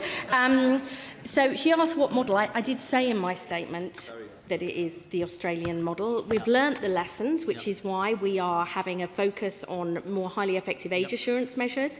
And to be very, very clear, there has to be rigorous enforcement, including of more risky sites. That's what I've talked about, what I want Ofcom to do. And actually, we have taken powers in the Children's Act to implement the results of this consultation, which includes restrictions on features and functions. So that will allow us. I think this is one of the really important issues, because you will restrict some features and functions and they will come up with others. But the powers in that Act allow us to move more quickly. One of the things that has really struck me is we just can't have it taking 8 years because technology is changing so fast. So I'm always very happy to talk to him. Let me just finish with this point about the Prime Minister. He absolutely believed in having this consultation because there are different views. I think it's been a good thing to do because it is clear, and this is not a rush. This is a deeply thought through policy programme. I hope she'll rise above party politics and work with us to get it right, but I might be holding my breath. Thank you, Madam Deputy Speaker. As somebody who was in some of the rooms where this was being discussed, I just want to pay absolute tribute to the Secretary of State, who has fought incredibly hard, and by no means has any of this been rushed for any announcement. She has worked incredibly hard on it. I wonder if she could answer for me. Last week, the government announced that we would be age verifying on the basis of the device. And why we wouldn't use that same age verification on device level to ensure age verification in access to social media. I know my honourable friend is a huge champion of and has pushed very hard for many of these measures and many more besides. I think this does link to the device level interventions that we have talked about, but we want this ban is going to be for 16, and I think it's really important that we give that clear limit. I would also say that I am very, very, very clear here on the device proposals that we expect them to act, and we will legislate. Damien Hines. Thank you very much, Madam Deputy Speaker, and I welcome this morning's announcement. The platforms are not now off the hook, and of course the Online Safety Act operates up until the age of 18, and that is the age up until which the Children's Act 1989 requires protection of children to be in place. But I want to ask a very specific question. So this announcement this morning seeks to exempt messaging services, but it seeks to block stranger communication from strangers. So what is the net effect of those two things if you have a messaging service that allows anybody who knows your phone number to add you to a large messaging group? Secretary of State. So he's absolutely right to say that we aren't including things like WhatsApp in this. Parents have been really clear that they want to be able to contact their children, but we do want to block strangers being able to communicate with children. We will be setting out all the details of this in our regulations. He knows I'll be more than happy to talk to him through the details of all this. But the messaging services aren't covered by the ban, but if they have features and functions where, as they do, that allow strangers to communicate with children, we absolutely want to deal with that, and we'll be coming forward with further details. Emily Darlington. Thank you, Madam Deputy Speaker. Well, the Honourable Secretary of State and I don't necessarily agree on the effectiveness of a ban. Where we do absolutely agree is on companion chatbots. The entire business model of these companion chatbots is to keep us and our children online for as long as possible, using grooming language and grooming behaviour and sometimes sexual circumstances in order to data mine us and, more importantly, our children. Can the Secretary of State make it absolutely clear via the dispatch box that we will not tolerate these types of business models exploiting us and our children? My honourable friend is a passionate advocate, and absolutely we're really clear that these so-called romantic or companion sexualised chatbots are wrong for children. We will ban them. We will ban that function in general chatbots. We've seen that on something like X, so it's not just that. I think there's further to go on AI chatbots, and I've said I will make a further statement to the House in July on the other measures. I'm more than happy to talk to her about that. The reason that we have done this, the big announcement today about the ban, is the sooner we make the announcement, the sooner we can lay the regulations, have the vote and bring it into effect. But as I said, there is much more to do, and I'm very happy to talk to her about this further. Malthouse. Oh, thank you, Madam Deputy Speaker. Not before time, but the statement is extremely welcome, and I congratulate the Secretary of State for extracting it through what must have been very complicated government machinery. A couple of quick questions, if I may. First of all, just for clarity, because my school WhatsApp groups have lit up, as I'm sure many others have today, could you just confirm that enforcement will all be against the platforms and not against parents? She knows that screens are the major source of conflict within the home at the moment. We don't want to start thermonuclear war in homes up and down the land. So it will be for the companies, not for parents. Second question, how is she going to stop the development of similar attributes within gaming environments, which are often, on servers overseas, and develop sophisticated ways to overcome these the barriers that she may put in their way? And then thirdly, is she going to be looking, very quickly, Madam Deputy, is she going to be looking at the design of content that remains on mainstream entertainment for children, which has moved much more towards the flickering lights mode of engaging children's attention, and may well now blossom and bloom in the absence of social media? I mean, it's quite cheeky, 3 questions, but absolutely the enforcement is on the companies, not the parents, not the children. He will know that under the Online Safety Act, we can already have the potential to fine companies up to 10% of their qualifying worldwide revenue, as well as block service availability if they repeatedly break the law. That's what is already there. We're obviously finalising our proposals here, but that's where the responsibility lays. I would say that what we're trying to do is we've got an overall ban on social media platforms with a plan to use the Australian model, but we also have the ability to deal with specific features and functions in other services if we think they are risky to children. I'm sorry, I forgot the third question, but I will write back to him when my officials tell me. I thank the Secretary of State for her statement and warmly welcome the decisive action she has set out today. She has agreed with the Education Select Committee in our evidence-based conclusions that social media harms currently outweigh the benefits for children, that technology companies cannot be trusted to regulate themselves, and that we need to reset completely the relationship our children have with the online world. Our evidence demonstrated that a ban is not enough, and that when young people start using social media, hopefully post-16, it should be free from the most harmful, addictive features. Can I ask the Secretary of State that the tech sector is constantly innovating and evolving? Can she say whether and how the list of banned applications will be reviewed so that it keeps pace with the innovation in the tech sector and doesn't become out of date? She's absolutely right there, which is why I think we're doing what I call Australia Plus, because there's the ban on the providers, on the platforms providing their services to children, and then there's additional features and functions, and we now have the power in legislation to do that. I hope that will allow us to keep up, but I do want to say I did read carefully their report, and I was very struck by not only the support for an outright statutory ban, but that you said this is a foundation for action rather than a complete solution. I strongly agree with this. I don't think this is the whole story, and we will continue to engage with her and members on her select committee because we've got to keep pace with change.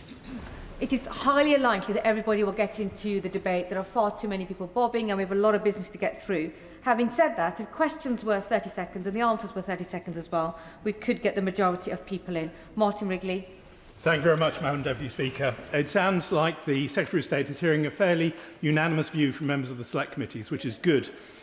The move is welcome today. This ban is a welcome start, but I think it's only a start and it's not sufficient. Does the Secretary of State agree with me and the Select Committee that as well as parents and children taking action, the responsibility must be on the companies as well as the enforcement? They are providing the product. Recommendation engines make them publishers of dangerous and addictive content and not passive platforms which they would put forward, and they are doing it for financial gain.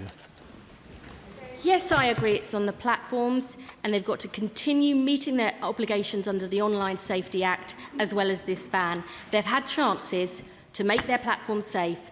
They haven't. That's why we're saying you can't provide them to children anymore. Amanda Hack. I thank the Secretary of State for her statement and welcome the decisive action she's taken. As a parent, I've seen firsthand just how harmful predators stalk gaming sites. I'm glad that these have been included. As students in North West Leicestershire complete their GCSEs this week, can the Secretary of State, who mentioned it in her statement, just provide more great content and data about how we will make sure free education resources will continue and how this will be implemented in light of the ban?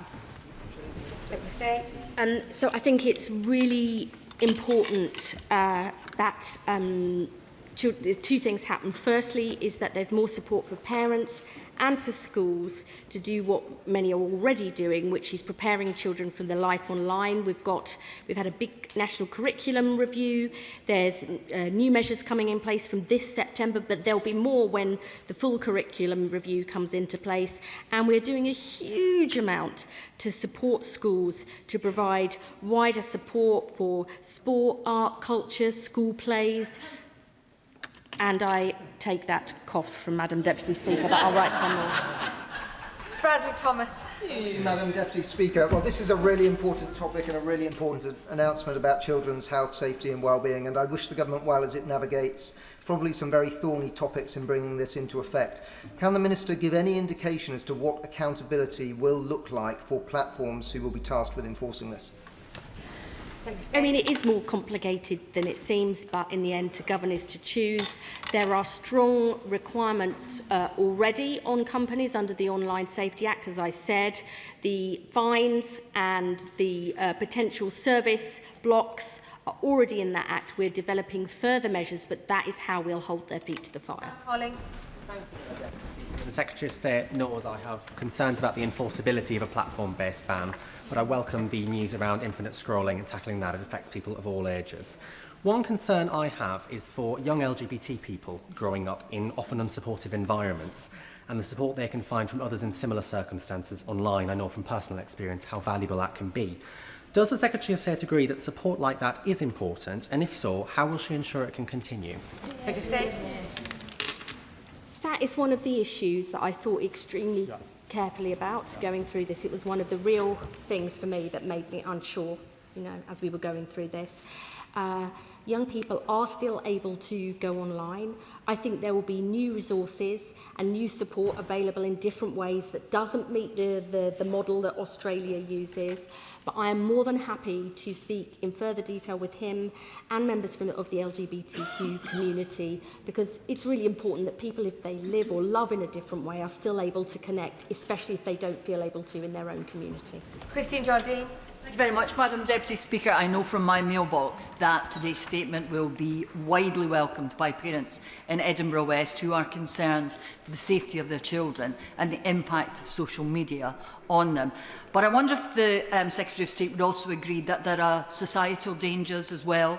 A lot of children are directed away from neutral sites towards anti-Semitic influences, Holocaust deniers, violent things, and that there are wider implications. It's not just the obvious problem we should be looking at, but the less obvious ones as well. The Honourable Member is absolutely right, and certainly in England, we are looking deeply at the curriculum. It's not just that under new RHSE guidance, children will be taught about social media and AI and deep fakes, but the wider curriculum review will look at critical thinking about how do you trust things you see online, where are they coming for, what are the implications, whether that's misogyny or anti-Semitism. I think we do need to prepare children for that life and future. We're certainly doing that in England, but I'm more than happy to share with her the evidence of that. Thank you, Madam Deputy Speaker. Can I welcome the Secretary of State's actions to protect children from online harm, especially the harms-based approach that she's taking. Madam Deputy Speaker, I've heard evidence from educational digital content creators whose resources are a lifeline for young people. Will the Minister commit to look at exemptions to ensure that teens above 13 don't lose access to the long-form educational resources? Secretary of State. Yes, our list of exemptions is precisely so that we do not capture those educational resources. I've seen them in my own constituency, the brilliant things that can help young people learn and get on and actually narrow the disadvantage gap between rich and poor kids. So I really want to make sure they're exempt. Right. Thank you very much, Madam Deputy Speaker. There's a great deal to welcome in what the Secretary of State has said, but she will know that detail really matters. So can I ask her 2 points of detail arising from her letter to Ofcom published today? The first is she talks about launching a rapid assessment of what highly effective age assurance looks like for determining whether someone is over 16. Can I ask her why that work is being commissioned after the announcement has been made and not before it? Given the integral importance of age assurance to her policy, isn't it important for the government to know it can be delivered effectively? And secondly, in relation to the child safety duties under the Online Safety Act, will she confirm that what will likely happen now is that a children's access assessment will demonstrate that for those platforms with highly effective age assurance in place, they will not now need to go on and carry out a children's risk assessment in relation to anyone under the age of 16? Just a moment, Secretary of State. I can understand how important this debate is, but members can ask one question that fundamentally lasts under 30 seconds. Secretary of State. We've asked for this rapid review of highly effective age assurance measures so that it can come in well before the regulations are laid and they are voted on in the House, so that people can look at those, question and absolutely make sure that they're going to work. And I will write to him about the other question because I don't want to get into any more trouble. Abinat Apongasari. Thank you, Madam Deputy Speaker. I want to thank the Secretary of State and her team for the work on this. I want to better understand how the government will look at social media companies to make sure there is transparency on the algorithms they are using to ensure that they're not continuing to target children. I think this has been a really important question and was something that researchers have raised about being able to assess the impact and know what the social media companies actually know themselves so that they can better scrutinise and assess the evidence, and I hope we'll be doing more on this soon. Brendan O'Hara. Madam Deputy Speaker, the SNP welcomes today's statement in addressing what is a clear and growing threat to our children's well-being. The devil, of course, will be in the detail, but we will work constructively and positively to make sure they are meaningful and effective. Platforms such as Roblox, where games are user-generated, have a chat functionality and therefore pose a risk to children being exposed to inappropriate content, online predators and scammers. How will the government tackle those sort of gaming platforms which are in reality just another form of social media? Secretary of State. As I think I said earlier, we have this ability within the Children's Act now to restrict certain features and functions. That's why we are able to say for those under 16, we will restrict, we'll ban live streaming and stranger communication, and that we would also have that turned off by default for 16 and 17-year-olds, because we don't want to include all of gaming under a blanket ban. No, we don't. But if there are particular functions that we think risk children, as we know stranger communication does on gaming, then we will act. Josh Dean. Thank you very much, Madam Deputy Speaker. A decade ago, I marched with other young people to Parliament Square calling for votes at 16 to be introduced after the Brexit referendum, and I'm proud that this Labour government is doing that. But how will we ensure that young people are well informed when they go to cast their first ballot, given that they are digital natives and get a lot of their information online? So what I would say is this. Firstly, young people can still go online. I actually think that for all sorts of news organisations, BBC, Sky, all sorts of different ones, this will actually be support them doing even more to provide that news information, perhaps created by children, for children, in an appropriate and effective manner. And my right honourable friend, the Minister for Culture, who's also within my department, is specifically looking at this issue. I would just say, it's not only a 5-second TikTok reel that can teach you about news. There'll be other ways of doing it, and we want to support them. Paul. Thank you, Madam Deputy Speaker. Firstly, I just want to say that I really welcome this restriction on social media for children. As a mother, I'm grateful for it, and I'm grateful to everyone across the House who has pushed for this. And as already alluded to, clearly there will be practical issues and difficulties with implementing, and I think we all need to work together in order to address that. But one of the things I would quite like to understand from the Secretary of State is what consideration has been given to enforcing through the device as opposed to age verification on the social media providers. Well, this is, as she knows, the Prime Minister has already said that we want to act on devices to stop children taking, viewing or sharing nude images. What we're talking about today is on the social media platforms, that we need to have those highly effective age verification measures. I think sometimes when we debate this in the House, it's either or. I think we need to take action on all these fronts. We need to keep the implementation of the Online Safety Act. We need to tackle devices to stop kids taking and sharing and seeing nude pictures, and we need to put these restrictions on AI chatbots and social media platforms because that's how we're going to keep kids safe. McKinnon. Speaker, and I want to thank the Secretary of State for her statement today and the leadership that she has shown on this issue. A mother stopped me as I boarded the train today. She was beaming and she just said, "Thank you so much. This is going to make such a difference to my 13-year-old boy's life." And I think there are many parents that will sleep a lot easier tonight knowing that the help is coming. And does she agree with me that this is not the end of children's life online? That will still exist, but this is a huge shift of power away from tech companies back towards children and their families to make sure that that life can be productive and constructive and include being outside and with their friends as well. I agree with every single word she says. This is about actually liberating children from what can sometimes be a terribly oppressive life online, and it's about helping parents do what they want. They have faced a tidal wave of stuff that they've been trying to fight off, and we're just saying we want to back you to do what's right for kids. And I really personally want to thank my honourable friend for her support.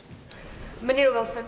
Thank you very much, Madam Deputy Speaker. I wondered if the Secretary of State could clarify, as she's modelled her social media ban on Australia, their definition of a ban includes companies taking reasonable steps to prevent under-16s having accounts with age-restricted social media platforms.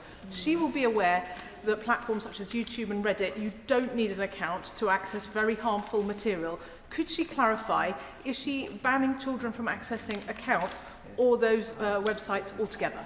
Secretary. They will have to have, we will bring in highly effective age verification measures because we want to make sure we learn the lessons from what has happened in Australia. My honourable friend, the Minister for Online Safety, went to learn all of these lessons. I think there's much more that we will be saying as we draft those regulations and we take this forward. But my view is that is one of the big lessons. But I just want to be honest about this.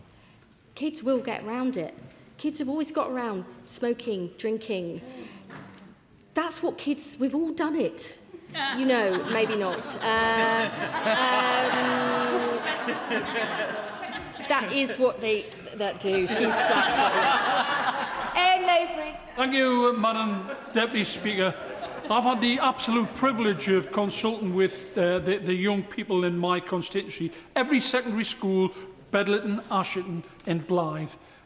There wasn't any one of them believed that an outright ban was the appropriate action to take. They all had issues, negative issues with social media, but they all said that the social media companies, the tech companies, should be taking more responsibility and they should be more accountable for what's being seen on these social media platforms. Can my right honourable friend say what avenues has been for young people to feed into this consultation, and can she give me a guarantee so I can tell these young people I've had my discussions with that their voices, these are the ones that's been impacted, are being listened to? Well, we had a specific survey and consultation with children, 14,000 of whom replied. I myself personally met with young people in many honourable members' constituency, and I would just say this: I understand why people say put it onto the companies. They've got to keep their products safe, and if they don't keep them safe, they shouldn't be able to provide them to children and young people. Well, they haven't kept them safe, so they're no longer going to be able to provide them to children and young people. And I would also say this. I know that in response to the consultation, many of the children didn't want an outright ban, but 2/3 wanted a whole load of different restrictions. And in the end, it's for adults and the government to decide what is best. Their views have been heard, but we think that this is too risky and we want to have a reset for them and future generations. Lewis. This has definitely been the Secretary of State's finest hour, and I'm only slightly disappointed that for reasons of his own, the Prime Minister chose to upstage it in Downing Street. Can she tell the House what she thinks the main reasons are in Australia for, admittedly, according to AI, reports that as many as 61% of young people are indeed getting round the restrictions, and will she be working jointly with them to try and get this down to a more acceptable level? Secretary? Right, first of all, kids are savvy. It's been an integral part of their life and they want to get around it. But just because, I'm going to be careful what I say this time, children try and get around things doesn't mean to say we don't have rules and boundaries, firstly. And secondly, we are trying to learn the lessons from Australia because they don't have the highly effective age verification measures we have here. We want to put those in place, but I'm not going to claim that even that will mean no kids are on those social media platforms. We've got to take a decision, draw a line in the sand, and do this as much for about the 8 and 9 and 10-year-olds, so that we reset their expectations. You won't be going on this till you're 16. Shalami. Thank you, Madam Deputy Speaker. I welcome this announcement from the Secretary of State this afternoon, and I think it's right that we do highlight the really difficult dangers exposed to our children. I think this isn't about saying that social media is unsafe. I challenge any parent in here, parent or carer, who doesn't know the lyrics for Cocomelon on YouTube. You know, it has its place, it works for some people, but equally, I wanted to raise with the Secretary of State the dangers of collecting children's personal data and the exposed and threats to leaks and hacks. I will declare that my email was hacked. My staff's email was hacked recently. This is a live threat. All that personal information in the wrong hands could pose a lot of problems. Is this something that they'll be looking at as they roll out this ban? So I said in my statement I'm going to come back and make a further statement to the House in July, and that will include issues like raising the digital age of consent, so we have greater protections about the use of young children's data. I think that is a really, really important issue. Privacy has to absolutely be at the heart of this because many parents and young people themselves are worried. So we've got further things to say in July, and I'm more than happy to discuss that issue with my honourable friend. Chambers. Thank you, Madam Deputy Speaker. Certainly parents in Winchester are going to welcome the government taking action on this, and we welcome the Minister clarifying that it will be tech companies that will be responsible for enforcing this, and it won't be parents the onus will be put on the parents. But just to push the Minister on AI chatbots again specifically, it's excellent that we're removing access to chatbots that allow sort of sexual relations and sexual content, but there's so much other misinformation and bad health information being given by chatbots, and that includes people with eating disorders being advised to get weight loss drugs, and misogynistic attitudes not being challenged. Could the Minister comment more on that, please? So I'm going to come back in July and say more about this.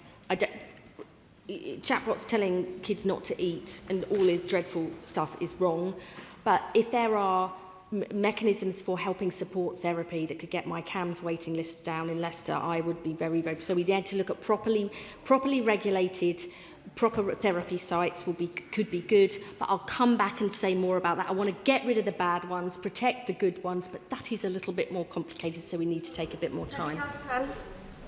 Thank you, Madam Deputy Speaker. The message from over 1,200 North Somerset parents like myself, children and families could not be clearer.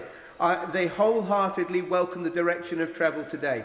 But spring 2027 feels too long to wait. Every day that passes is another day in which children are exposed to harmful algorithms, addictive features, inappropriate advertising and contact from strangers online. So I ask my right honourable friend, what are the barriers to an implementation date that could be sooner? You know, there's a process we normally go through when you lay regulations that there's a certain amount of time for parliamentary scrutiny. And I'm trying to balance giving members a say and looking at these and making sure we got them right and they're going to work with cracking on as quickly as possible. I would still say early 2027 compared to the time it normally takes for a whole bill to go through Parliament is much quicker. But I take his determination to push this forward, and I will do what I can to get this over the line as quickly as possible. Ramsey. Thank you, Madam Deputy Speaker. I very much agree with the Secretary of State about the gravity of the risks and the need for urgent action to protect young people's well-being online. It's often the most vulnerable young people who are most likely to be exploited online, but it's also often the most vulnerable young people who use online channels for seeking support for their vulnerabilities. Can she assure the House that action will be taken to support the most vulnerable young people? And does she agree that addressing the hollowing out of social services is a crucial part of that? So this is another thing I was really concerned about, alongside supporting young people who might like things or live or love in a different way. How do they actually connect with people? And this trusted support is really important. The DCMS is working hard to boost things like mentoring and support services. They've just announced £10 million for a new youth opportunity programme with the King's Trust and Sir Gareth Southgate. There's more we can do there. I'm more than happy to talk to him about his ideas because we've got to make sure people can get trusted advice easily.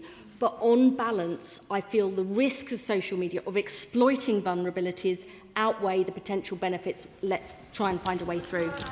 Thank you, Madam Deputy Speaker. And I want to welcome my right honourable friend's announcement. She's worked tirelessly on this issue.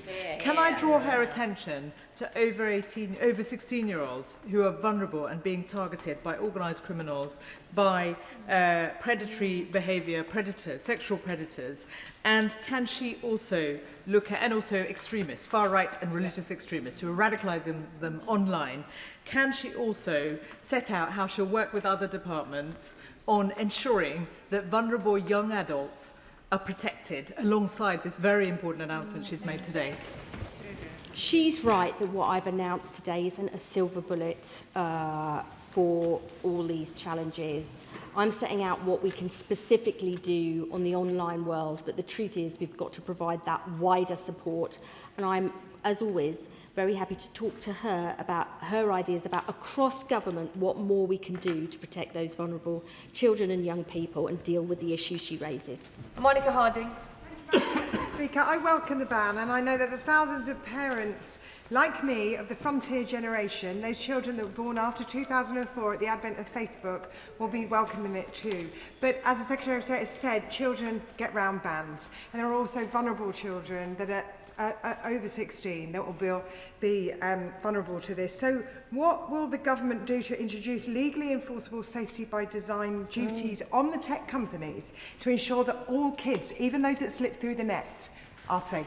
Look, it's not either or, either enforce the Online Safety Act or do a ban. There are clear requirements on tech companies to remove illegal content for everybody and harmful content for children. We will continue to enforce that. And I would just say, you know, just because we know children will try and get around it doesn't mean we shouldn't put these measures in place. There's more we can do on enforcement. It is for the tech companies to keep those children safe. They have had ample opportunity to do so, and now we're saying you can no longer provide your services to children. Thank you, Madam Deputy Speaker.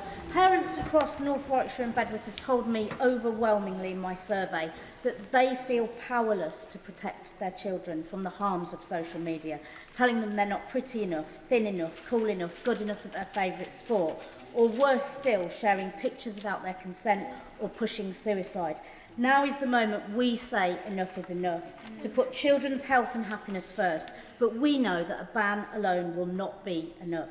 Does the Minister agree with me that the cliff edge at 16 must be avoided and kids who do get around the rules protected by compelling big tech to take action to protect everyone rather than continuing to profit from the doom-scrolling division, hatred and despair?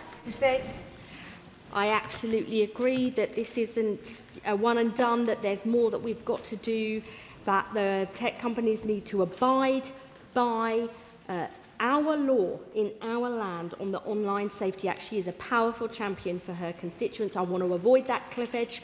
I want to take further action on restricting features and functions. And as I say, there's more to come in July.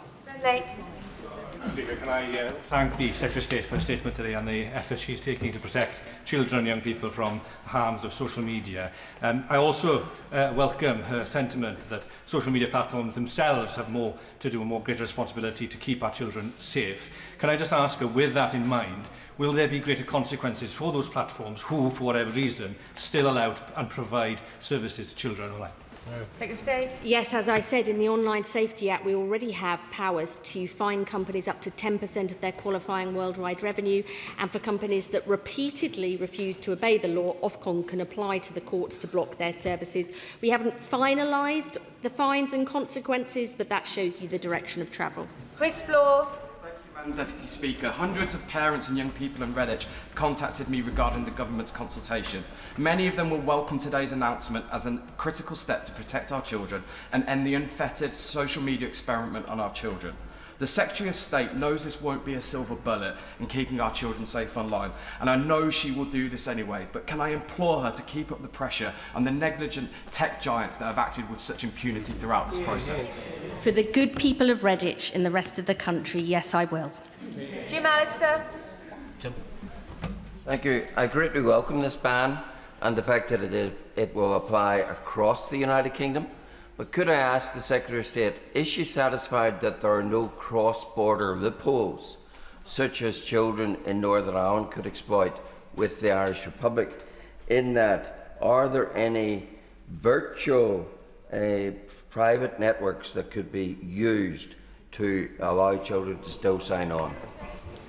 So we will come back to the issue of VPNs in July. I've commissioned further research about their usage.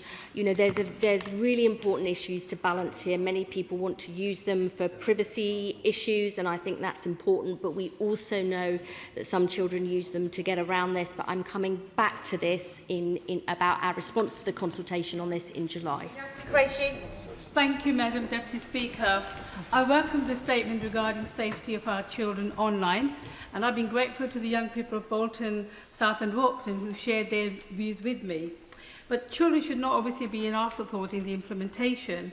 So can I ask the Secretary of State to confirm that their voices have genuinely shaped today's decision and assure us that the House, that these measures, when they're being implemented, children remain front and centre as the architects of their own online world?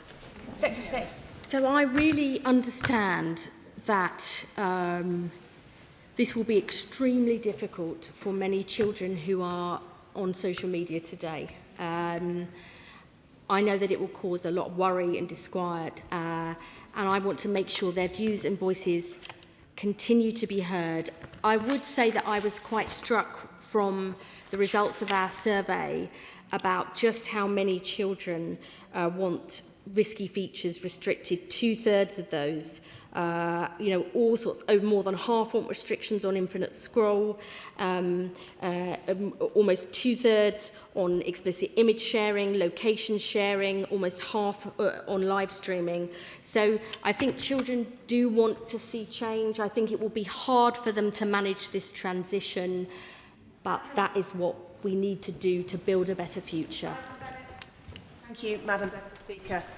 I welcome the Secretary of State's realism that the bans announced today won't be 100% perfect. So can she tell me what proportion of under-16s does the government expect will be prevented from accessing social media? We haven't set any targets or goals for that. I do think having more highly effective age verification measures will make a difference. But as I said, I just want to be honest about this, that this is about today's children, but it's even more, I think, about children who are growing up now, that we reset those expectations and cultural norms so that kids know you won't be online till you're 16. Ms Webb. Speaker, thousands of parents in Blackpool and local organisations such as Alliance for Children, led by the inspirational Paul Wright, who's been here today in the gallery with bereaved parents, will welcome today's news. So thank you, Secretary of State. Can you outline what lessons this government has learned from countries such as Australia regarding the effectiveness of this approach, and how will it ensure that any measures, whether restrictions, regulation or education, effectively reduce exposure to harm, and will she consider banning VPNs for under-16s as well? So, I'm glad that his constituents, he believes, will support this. We have my honourable friend, the Minister for Online Safety, spent a week in Australia learning the lessons, including about how kids are getting around the ban. That is why we've already said we want more highly effective age assurance measures. I'll come back to the issue of VPNs and young people in July, but I am sure there is, he and others, and I think it's really important that we continue this discussion. We want it to be as effective as possible, but we also need to help parents with younger children just begin to shift those social norms, because what happens is parents just, the kids really want it, all their friends are on it, so even if you set your boundaries and your rules, you're under constant pressure. We're just saying we're on your side, we're going to help you do the right thing for your kids. Mohammed. Thank you, Madam Deputy Speaker, and I want to say a massive thank you to the Secretary of State from myself and on behalf of the parents in Dewsbury and Batley. But we've also argued in this place that the root problem lies in the illegal content, the harmful content, and the deliberately addictive design of these platforms, which impact not just children but adults alike. So what will the government do to introduce and enforce regulation to ensure that the platforms and the services and the features that they provide are safe for all? I think this is a wake-up call for the companies. You had your chance. You didn't fulfil your existing obligations under the law. Enough. I think that is really important for us to say. And, you know, they will remain responsible for fulfilling their obligations under the British laws to remove illegal content and remove harmful content for children. I think that is hugely important. We stood up to Grok and X and Elon Musk and said enough isn't enough. And we're drawing a line in the sand now too. Martin Icadova. Thank you, Madam Deputy Speaker. I want to thank the Secretary of State and this government for the decisive action they are taking in introducing a ban for social media for under-16s. I know that many teachers, parents and carers in Battersea also welcome this. At a recent roundtable that I chaired with young people, one shared that he was on his phone for 14 hours in one single day, which highlights just how serious this problem is. So will the Secretary of State commit to working across government to look at some of the eye health impact that excessive screen time use is having on our young people, and where necessary, commit to carrying out research on this important issue? I am really glad my honourable friend raised this issue. It was actually an important point in the response from the Academy of Medical Royal Colleges, precisely about the physical health implications as well as the mental health implications for young people. She will know that we've already published guidance on screen time use for under 5s. We're currently reviewing it for 5s to 16s, but I listened carefully to that medical evidence, and that's one of the reasons why we're taking this action. But of course, I know there'll be more to do. Tessamont. Thank you, Madam Deputy Speaker. Thank the Secretary of State for her statement. It's brilliant.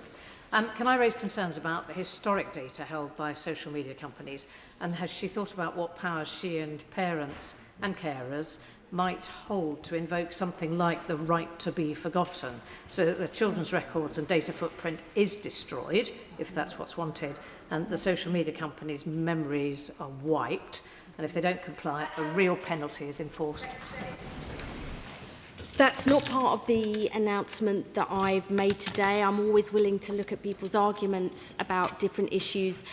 Actually, on a separate issue, you know, we actually have now taken action to actually try and preserve some of the data preservation notices for parents who've lost their children because they want to see what they've been looking at online. So I think we would have to tread carefully on this. Please, Dodds. 527 of my constituents told me they wanted a ban. Only 7 were against. I'm delighted the government has listened to them. Now, of course, parents also said in the consultation they wanted action on recommender algorithms which, as we know, are increasingly radicalising many adults, given the increasing amounts of extremist content they're seeing. So can I ask her, please, will she be coming back in July with measures to ensure transparency and user control on recommender algorithms? I just want to be clear with my... thank you for a question, sorry. I'm trying to be short.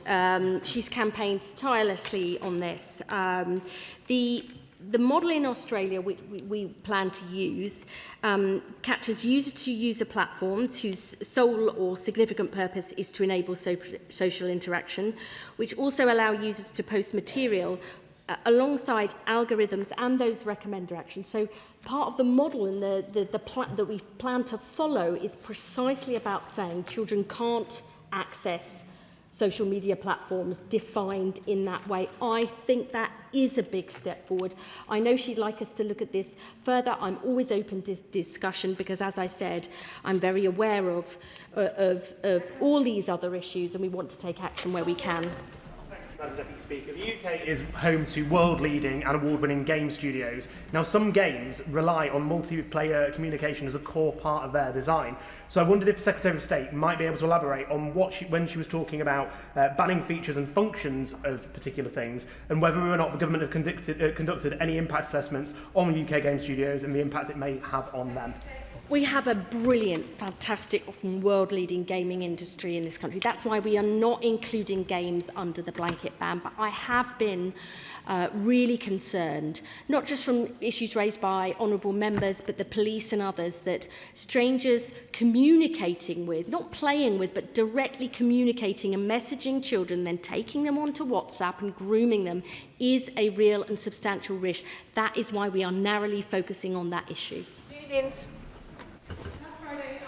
pupils at St Bede's Roman Catholic Primary School for their Internet Safety Assembly. Now, thanks to their head teacher's regular Internet Safety Assemblies, St Bede's children are well versed in the subject. Does the Secretary of State agree that today's announcement will support the work of many schools and teachers and send a clear message to big tech that they must now match that commitment?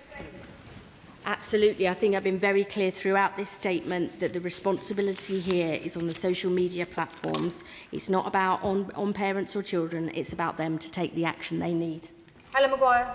Madam Deputy Speaker, parents are doing all they can to keep their children safe online and taking the initiative to achieve this. In Epsom and Ewell, I attended a phone-free childhood event at St Martin's School in Ewell, where there are over 150,000 people over the country who'd signed the pact, which was not giving their children a phone before the age of 14. So I welcome the announcement today. It's a step forward, but we need to ensure it's enforced. So when the ban is in place, what real enforcement ability will Ofcom have to ensure that social media giants are held to account to safeguard our children?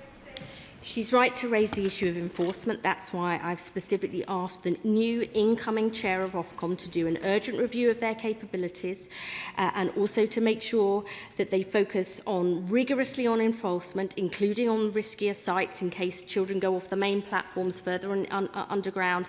And thirdly, to make sure they publish a clear strategy and a proper report to Parliament on how that enforcement is going, because I know in the end the proof of the pudding is in the eating. Irons.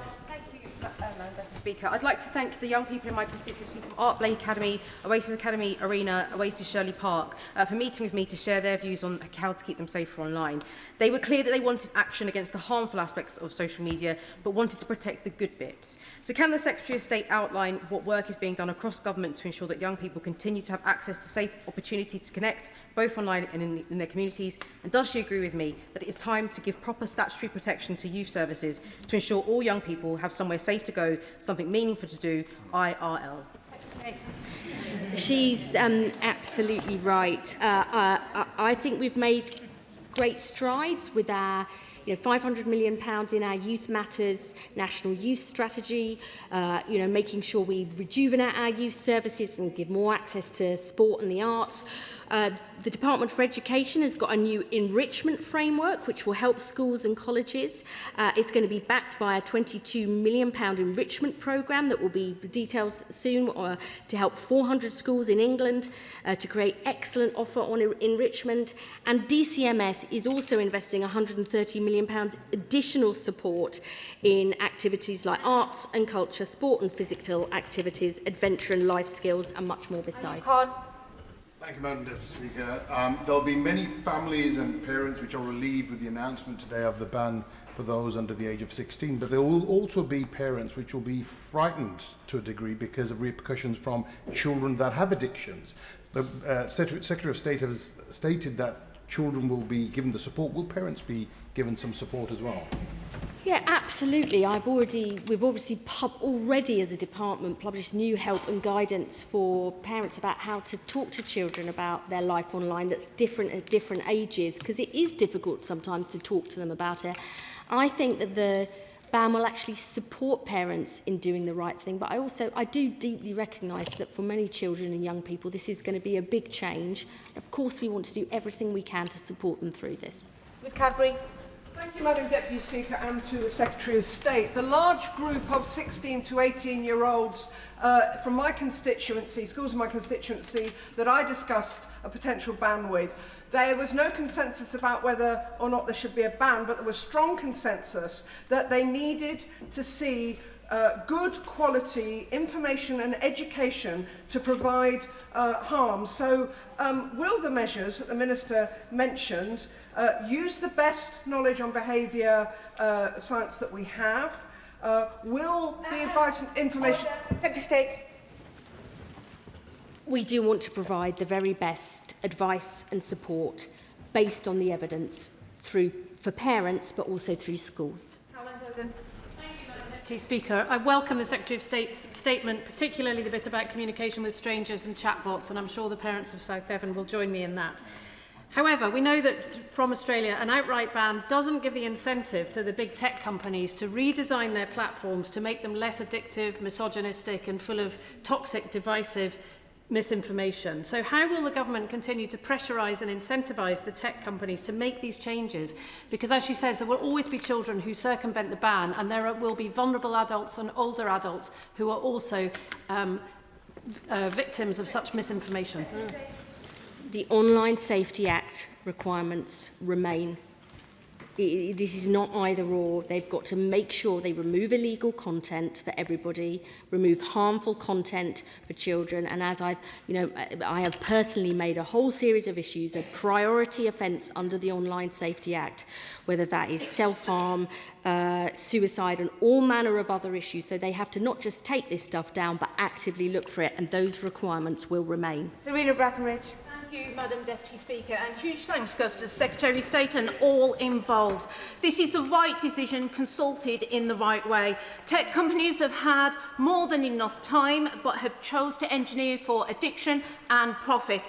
Will she work across government to ensure that parents and schools have the support that they need during the transition, and alongside investment in the arts, music, drama, creative subjects and youth services, so children can be children?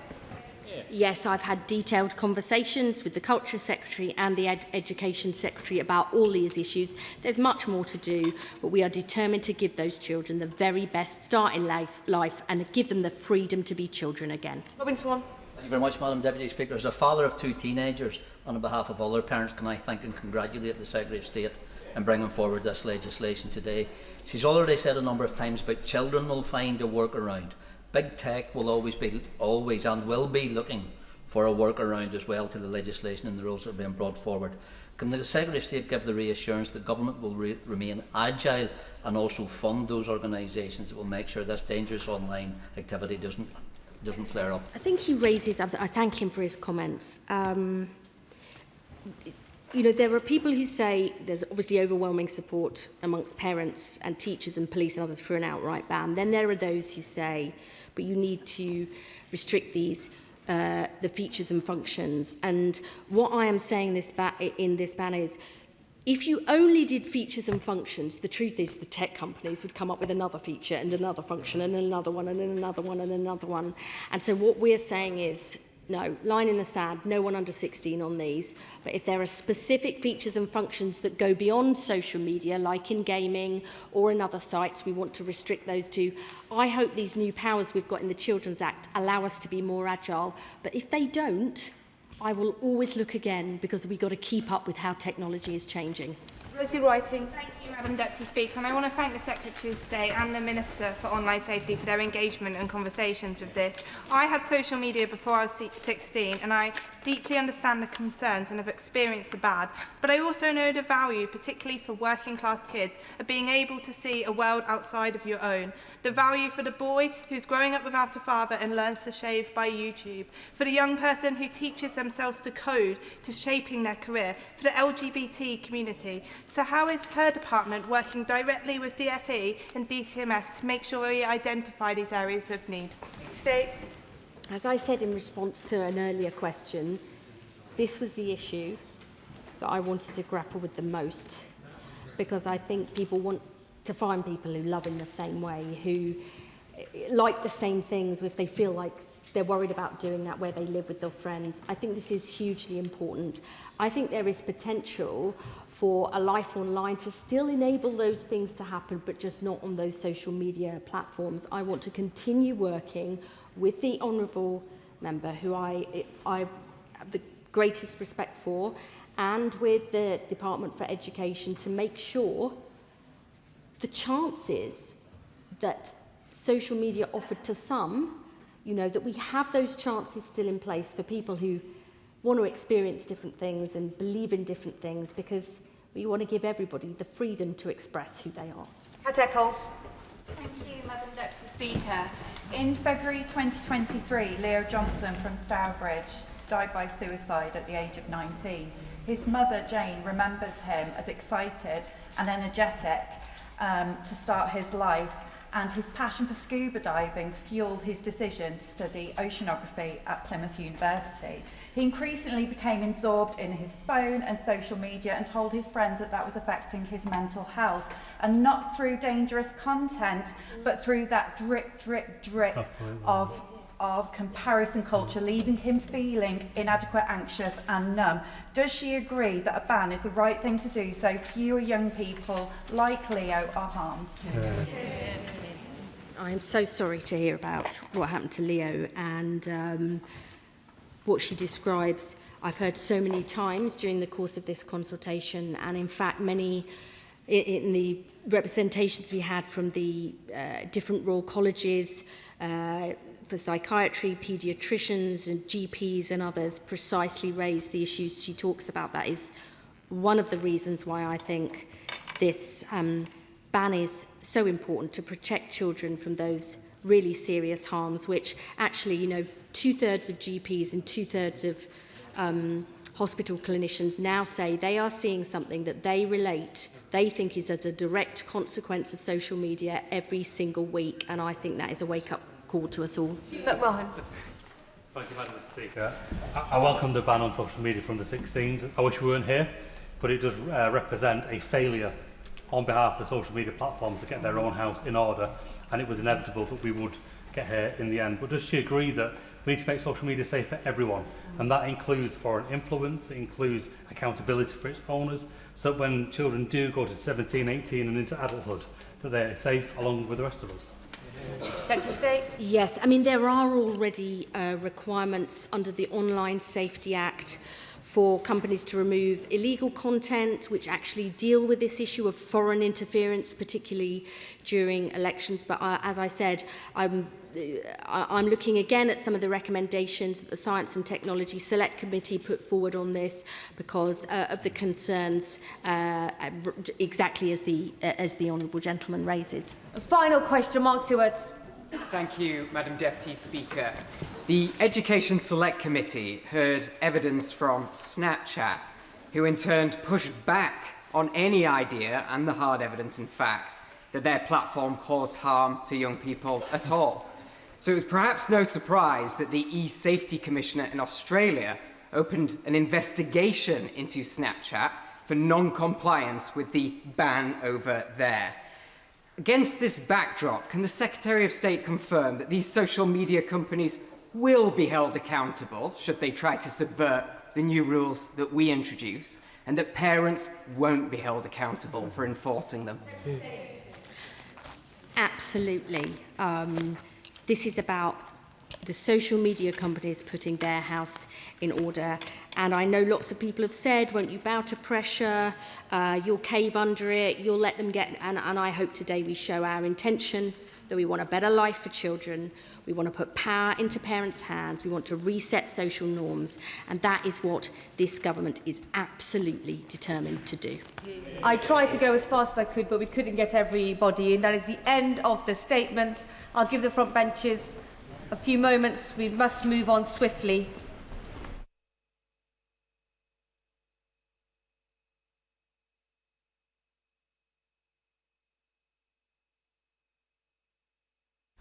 We now come to the statement on Russian shadow fleet, and I call the Secretary of State, Dan Jarvis.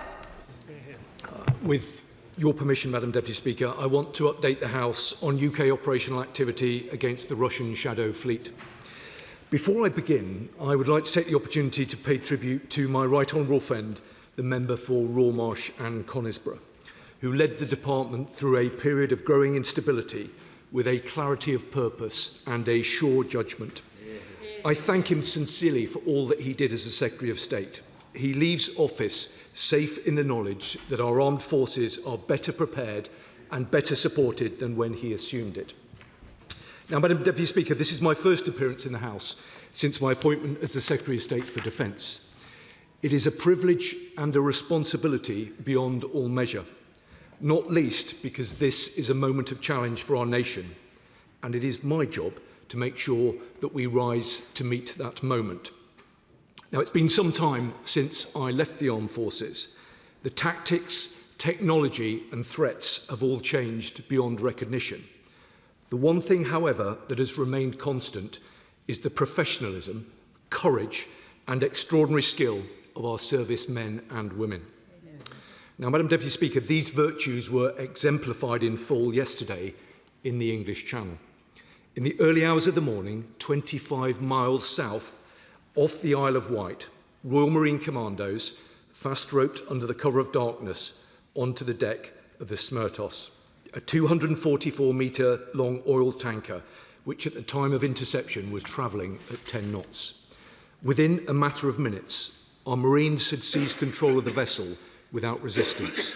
They worked closely in this operation with specialist officers from the National Crime Agency and were supported by aircraft from the Maritime Air Group, including Chinooks, Merlin Mk4 and Wildcat helicopters, and RAF P8 and Type 23 frigate HMS Sutherland and Minehunter HMS Ledbury.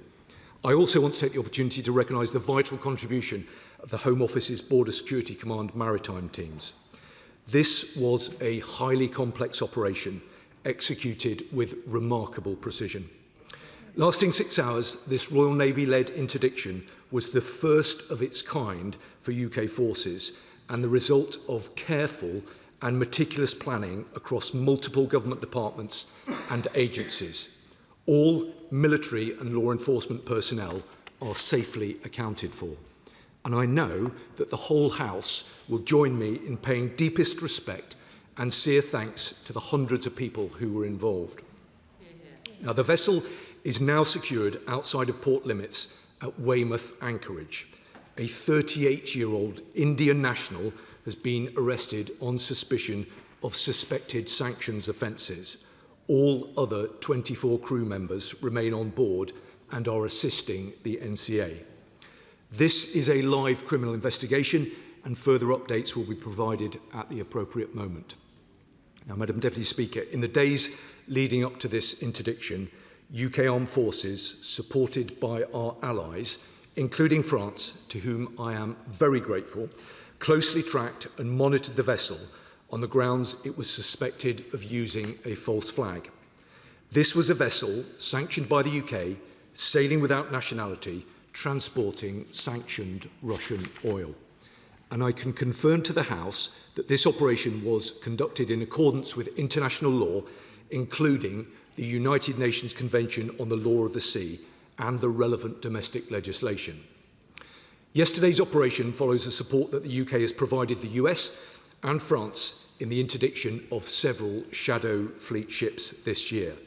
And in March, my Right Honourable friend, the Prime Minister, made clear our intention to interdict Shadow Fleet vessels at a time and place of our choosing.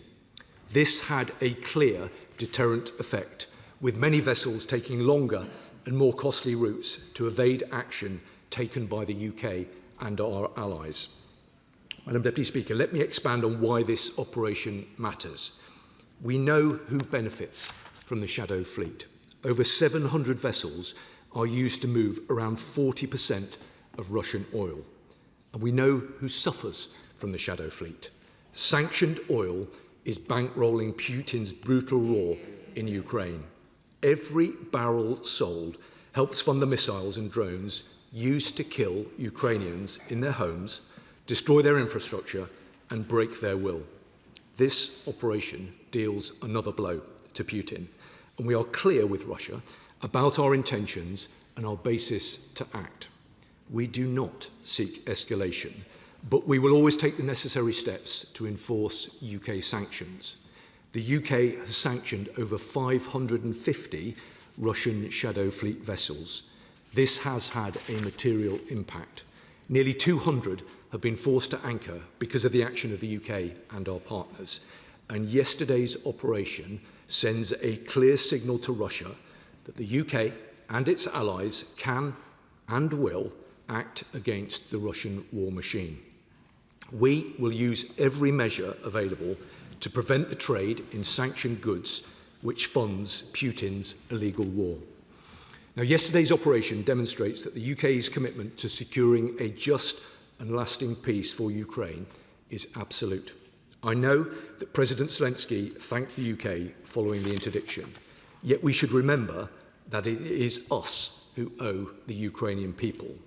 They've now resisted Putin's full-scale invasion for more than 4 years and suffered under the pain of occupation for more than 12. And still they fight. For their security and for ours. For their values and for ours. Now, yesterday, I spoke to the Ukrainian Defence Minister to ensure him that whilst there has been a change in leadership in UK defence, there has been no change in our position. The UK will stand with Ukraine for as long as it takes. And on Thursday, I will be at the NATO headquarters to co-chair the next meeting of the Ukraine Defence Contact Group and secure the arms and ammunition Ukraine's forces need to fight Putin's war machine. Madam Deputy Speaker, let me end by saying something that I have always believed, and that is that the defence of our nation is a shared endeavour. It falls to those of us who step forward to protect the country in and out of uniform, and we owe a debt of gratitude to all those people who exposed themselves to risk yesterday, to those who will do so tonight, tomorrow and in the future. I have a responsibility now to them to make sure that they get what they need, and I am determined to fulfil those duties. I commend this statement to the House. Shadow Secretary of State, James Cartley. Thank you, Madam Deputy Speaker. And can I thank the Defence Secretary for the advance side of his statement and begin by welcoming him to his new post. The Secretary of State had a distinguished military career and as Security Minister will have had a foretaste of the operational demands of his new job. I will be turning to the circumstances that brought him to that position shortly, but we wish him well in his position. Can I also welcome the new Minister for Veterans to his post and welcome his predecessor to her new role as Armed Forces Minister. Madam Deputy Speaker, I also pay personal tribute to the previous Secretary of State. On the day he resigned, I said he was an honourable man who had done an honourable thing, and I meant it. Whatever our political differences, I respect the dignity with which he left government on a point of principle in the national interest. On the seizure of the Russian Shadow Fleet vessel, the opposition welcomes this action and the way it was conducted. Throughout his time in office, the previous Secretary of State and I maintained a rock-solid consensus in support of Ukraine, standing shoulder to shoulder against the Russian threat. Whenever he announced action against Russian naval activity in our territorial waters, such as against Yantar, I welcomed it because we must stand strong against a serious threat posed by Putin. That's why it's important that this vessel was seized, but I do have one particular concern. It was back in March when the Prime Minister announced that British armed forces are now able to board sanctioned vessels that are passing through our waters. But since then, the BBC reports that in at least 94 instances, Shadow Fleet vessels crossed into UK territorial waters without a single one being interdicted by our armed forces. So until this weekend, almost 3 months after the policy was announced, no boarding of these vessels had taken place. What changed? On the specific action that took place, I pay tribute to all our brave armed forces and law enforcement personnel involved who conducted their mission to the highest professional standards. Because one thing is certain about those who serve in our military: give them the kit and they will do the job. But here is where the problem lies. This operation was necessary as part of our overall policy to deter Russia. However, that attempt at deterrence has been completely undermined by the total debacle of the Defence Investment Plan. Last week, we witnessed an unprecedented moment in UK defence, the likes of which has never been seen before, with the Secretary of State, his deputy and 2 PPSs all resigning in total and unprecedented chaos. The Defence Secretary resigned from government because the money the Prime Minister was offering for the Defence Investment Plan was so meagre that it would, and I quote, make the country less safe and reduce the readiness of our forces and increase the risk to personnel on operations. That is a shattering verdict on this government's plans for defence, and it was one shared by the former Armed Forces Minister. Now, for some reason, he didn't get a mention in the Secretary of State's statement or in the response from his junior minister earlier. But as we are talking about the actions of our Royal Marines, let me put on record my huge respect for the former Minister for the Armed Forces and the way in which he too resigned on a matter of principle. We share a passion for delivering the drone revolution, and given his distinguished military record, it was damning for him to say that the Defence Investment Plan was, and I quote, not built for the threat we face. It is neither transformative enough nor sufficiently funded. In particular, In his resignation letter, the previous Armed Forces Minister stated that the Northern Ireland Troubles Bill is unfit for purpose. Hear, hear. We agree 100%. Just as the professionalism of our personnel was at the heart of this weekend's interdiction operation, standing by our veterans and serving personnel must be at the heart of defence policy. So as a veteran of Operation Banner himself, does the Secretary of State agree that the last thing the government should be doing is hounding former soldiers through the courts? If he agrees, will he therefore urge the Prime Minister to scrap the Northern Ireland Troubles Bill? On the core issue of funding, it will be deeply worrying for our allies in NATO to see the chaos now surrounding the Defence Investment Plan. Meant to transform our armed forces, the very Secretary of State responsible for delivering the DIP until 5 days ago said it will make us less safe. That's because the money on offer was nothing like enough. So is it true that the Prime Minister is refusing to give the Secretary of State any more cash for the Defence Investment Plan? If so, in principle, does he welcome the offer from the Leader of the Opposition to work with the Government to find the welfare savings to fund defence? To conclude, Madam Deputy Speaker, as this is our first exchange at the dispatch box since his appointment, can I assure the Secretary of State that we are willing to work with him in the national interest to find the money for defence? Will he work with us? Secretary of State. Madam Deputy Speaker, I'm very grateful to the Shadow Secretary of State for his welcome. I was pleased to have the opportunity to speak to him on Friday evening. I do want to work constructively with him and colleagues on all sides of the House. I said in my opening remarks that I believe very strongly that the defence of our nation should be a shared endeavour. That is always the approach that I've taken in this House, and I very much hope that it is the approach that we can continue with. I'm also grateful to him for his support for yesterday's action, as well as the cross-party consensus that I am, as I'm sure he is, genuinely proud of with regard to Putin's illegal war in Ukraine. Now, I understand why he asked about the timing of the operation, but I can say to him, and he will know this from his own time as a minister in the department, that the activity that was brilliantly and bravely executed yesterday was the result of weeks of military and operational planning. I know that he will understand very well that the UK has played a critical role in the interdiction of a number of shadow fleet ships in recent months, including through close cooperation with our US and French counterparts. And the Prime Minister, as he mentioned, made clear our intention back in March that we would interdict shadow fleet vessels at a time and place of our choosing. And that is what we chose to do. The Shadow Defence Secretary mentioned the former Minister for the Armed Forces. I was saving him up, not least because he is someone that I hold in the very highest of regard. He is an honourable, gallant member, and it is very widely recognised that he has provided outstanding service to our country in the most difficult circumstances that anyone could ever imagine. I am beyond proud that he sits on this side of the House, and I look forward to listening to him and working closely with him in the future. Now, the Shadow Secretary of State, for entirely reasonable reasons, asked me about the Defence Investment Plan. I hope, though, in what I intend to be a spirit of constructive consensus, he will recognise that this government have spent over £11 billion more this year on defence than was the case under the last year of the previous government. Now, I hope that he will also understand that colleagues across government have been working on the Defence Investment Plan for many, many months. It is a hugely important and significant piece of work. It's the first line-by-line defence budget in 20 years. Now, I fully appreciate the desire of the Shadow Defence Secretary to see the content of that published as soon as possible, and I absolutely share that desire.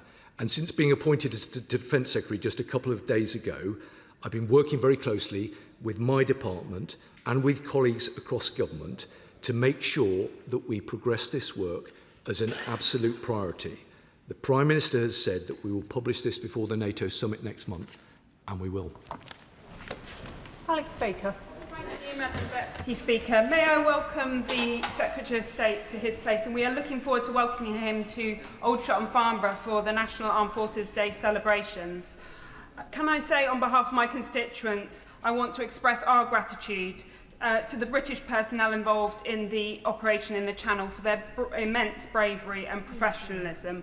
This is a major blow to Putin's regime, but it also underscores the growing Russian threat to European security.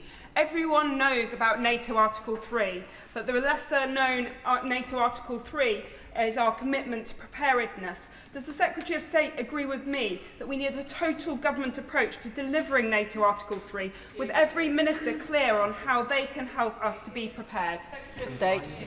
Well, I'm grateful to her, not least because she has been a doughty champion of the garrison town that is Aldershot, and she speaks with great passion and knowledge about these matters.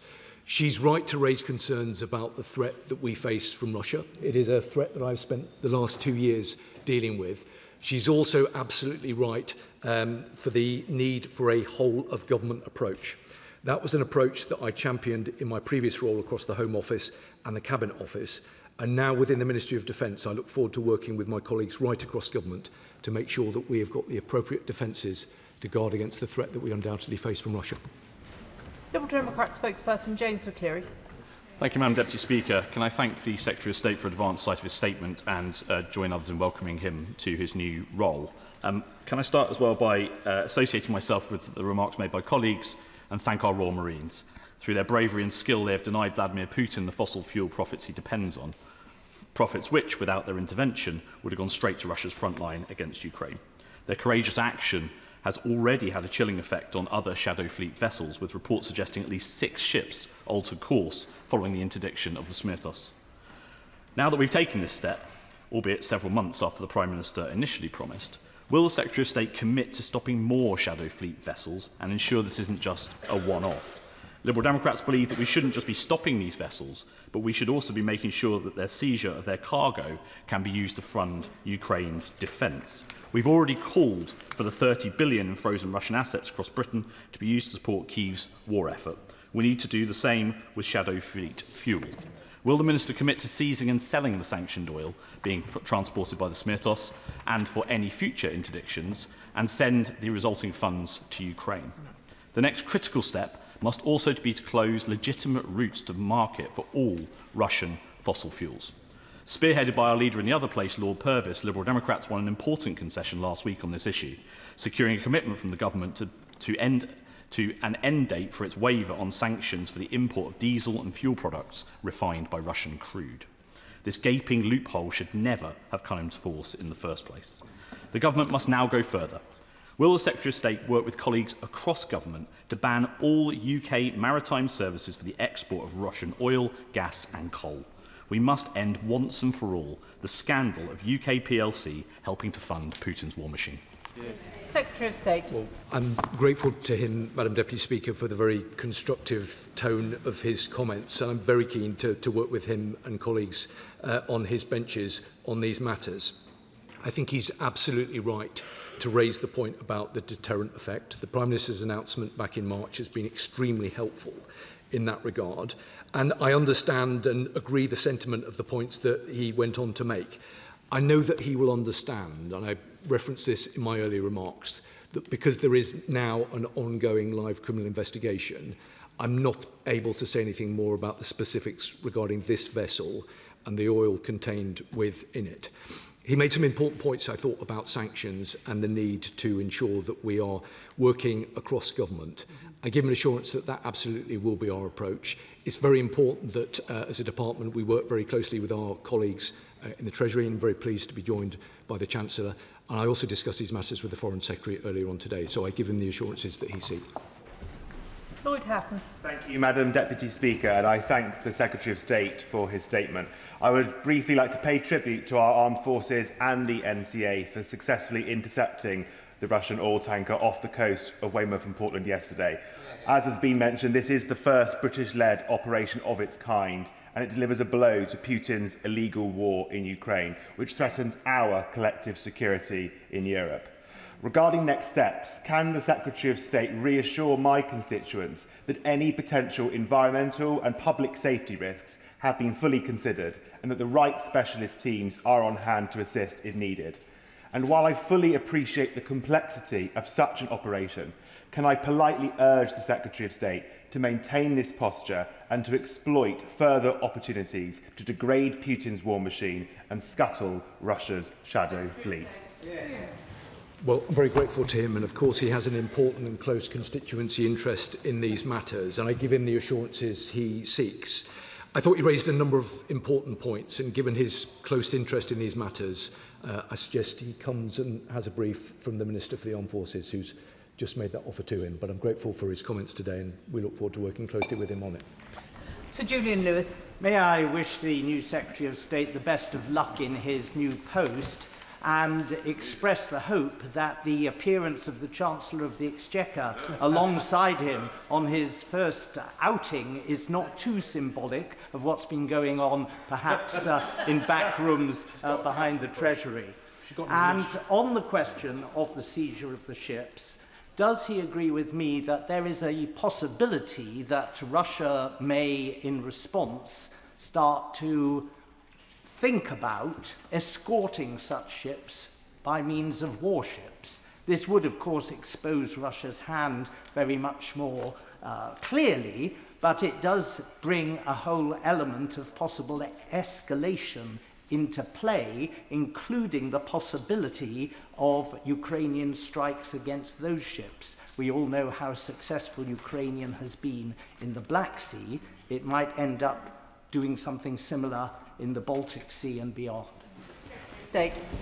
Well, Madam Deputy Speaker, I'm grateful to the Right Honourable Gentleman, as I always am, for his sage counsel on these matters. He's been talking about them for very, very many years. He referenced the presence of the Chancellor on the front bench. And the Chancellor is someone who cares very deeply about our national security. And that is why she is here, to lend that support. He understandably raised a very important point about the risk and the threat of retaliatory action from Russia. He will know, because he and I have discussed it on many occasions, I've spent the last 2 years thinking very carefully about that particular point. Of course, we take every measure and use all of the tools at our disposal to guard against that. But I think he will agree that ultimately that the activity that we saw in the English Channel yesterday was the right one. We have to stand together against Russia in support of Ukraine, and that's what this government will do. Alex Sobel. Deputy Speaker, I'd like to start by praising 42 Commando for the planning and execution of what could have been a very difficult operation. Today in Parliament we had the Ukrainian Speaker Ruslan Stepanchuk visit us, and the APPG hosted him, and he said that he hoped to see further action on the Shadow Fleet, including on the ARC-7 Arctic-ready LNG tankers, which are still unsanctioned by the United Kingdom. But could I also wrote to Minister Doughty, and he responded to me about the... Order. The honourable gentleman has been here long enough to know that we don't refer to ministers by their name. Could he perhaps make sure that his question briefly finishes? The Foreign Office Minister about the remaining licences for Russian fossil fuels, and he said that they would, and here he is, they would be ending in January 2027. Now the Straits of Hormuz are open. Could that not be finished earlier, because another 6 months of Russian profiteering from the UK is not acceptable? Secretary of State. Well, I'm very grateful to him for his reference of 42 Commando. He's someone who has a very long-standing support of Ukraine. I hope he heard my earlier remarks that my first international call as a Secretary of State was with my counterpart in Ukraine, who I will be meeting on Thursday. His point about the FCDO licences was well made, and my honourable friend has arrived right on cue. Richard Ford. Thank you, Madam Deputy Speaker, and I'd like to congratulate the honourable member for Barnsley North on his appointment as Secretary of State for Defence. Given his experience as Security Minister, there are a few members of this House who understand the threats better than he does. It was very welcome to learn last Friday that the government has committed to banning imports of diesel and jet fuel made from Russian oil by the 1st of January. And it was impressive to see a Shadow Fleet vessel interdicted in the English Channel this weekend. But given that this is one of 550 sanctioned Shadow Fleet vessels, Does the Secretary of State think the government would do well to revoke that licence to import diesel and jet fuel made from Russian oil before the end of this year? Secretary of State. We're reviewing it every fortnight. I made a commitment. Well, I'm grateful to him, not least as a fellow veteran and someone who served on the ISC, so he speaks with authority about these matters. He's made an important point, and I've been given assurances by my right honourable friend that we keep these things under very, very close review. Dame Annalise Dodds. Thank you, Madam Deputy Speaker. I also want to commend our brave forces for their skillful action and welcome my right honourable friend to his place. He just spoke passionately about defending British values. Of course, at the same time as our own brave forces were planning their decisive action against the Russian shadow fleet, Stephen Yaxley-Lenin was praising Russia, sat alongside Errol Musk in Moscow. So will he seek to work with colleagues across government to join up action against Russia's shadow fleet with action to defend our country against Russia's shadow influencing operations? Secretary of State. Well, I'm very grateful to my right honourable friend. I think she makes a very, very important point, and I think there is widespread agreement for it. She will know that I spent much of the past 2 years doing exactly what she describes, and I look forward to working closely with my predecessor to make sure that we prosecute Russia's proxies and counter their illegal activities wherever it raises its ugly head. Dr Andrew Murison. Can I warmly congratulate the right honourable gentleman on his appointment and wish him all the best of luck. He'll certainly need it. I congratulate all involved in the successful operation in the Channel. The reputation of our troops, of course, is peerless, and this operation follows similar operations by our allies, France, Germany and the US. But can I press the Secretary of State on the point raised by my honourable friend, the Shadow Defence Secretary, in relation to the Northern Ireland Legacy Bill, which he did not address, and which, as a Op Banner veteran, surprised me slightly. He must have a view on this. Will he now make sure in his new office that this dreadful measure is cancelled and bring comfort to those who are threatened by it? Well, Madam Deputy Speaker, I'm very grateful to him, not least for the experience that he brings to these matters, and he knows the huge regard that I have for his constituents, not least because of their very long-standing support for the armed forces. He's right to praise them, and he's right to reference the importance of their reputation. The reputation of our armed forces is something that we can all be proud of. It goes right around the world. I hope, though, he will understand that the purpose of my appearance here today is to give an operational update based on the activity that took place in the English Channel yesterday. I think he will understand that just a couple of days into the job, I'm not in a position to provide a further update on the matters that he raises. He knows how seriously I take them. He knows that I will consider the matter that he has raised and work very closely with my colleagues in other government departments, including the Secretary of State for Northern Ireland. And no doubt we will both have more to say about it soon. Jim Dixon. Thank you, Madam Deputy Speaker. Can I thank the Secretary of State for his update, welcome him to his place, and also join him in paying tribute to the exceptional bravery and skill of those who carried out the recent operation on the Shadow Fleet. Does he agree with me that it's absolutely vital we continue to squeeze the Russian economy in every way we possibly can, including many more operations of this kind against the Shadow Fleet, so that we can ultimately support Ukraine in a successful outcome in resisting Putin's illegal war? Secretary of State. Well, Madam Deputy Speaker, he's exactly right to raise the points in the way that he does. I'm joined on the front bench by my colleague from the Foreign Office who takes these matters incredibly seriously, and I know that there is a huge activity right across government. I think it's also important to highlight the continued support for Ukraine, not least the UK's largest ever drone package for Ukraine delivered 120,000 drones this year. So squeeze the Russian economy, yes, support our Ukrainian partners to make sure that they can stay in the fight and win it. Vicky Slade. On Saturday night, I heard the unmistakable sound of Chinook helicopters passing over my home in Dorset en route to intercept the Russian tanker. Whether it's Shadow Fleet funding the war against Ukraine, spy ships scanning our seabeds, political interference of our democracy, including the former reform leader in Wales taking bribes, it is clear that Russia are upping their game. So, as I asked last week about energy, food and information security, what assurance can the new Secretary of State give us about how this is being addressed to keep us all safe at home?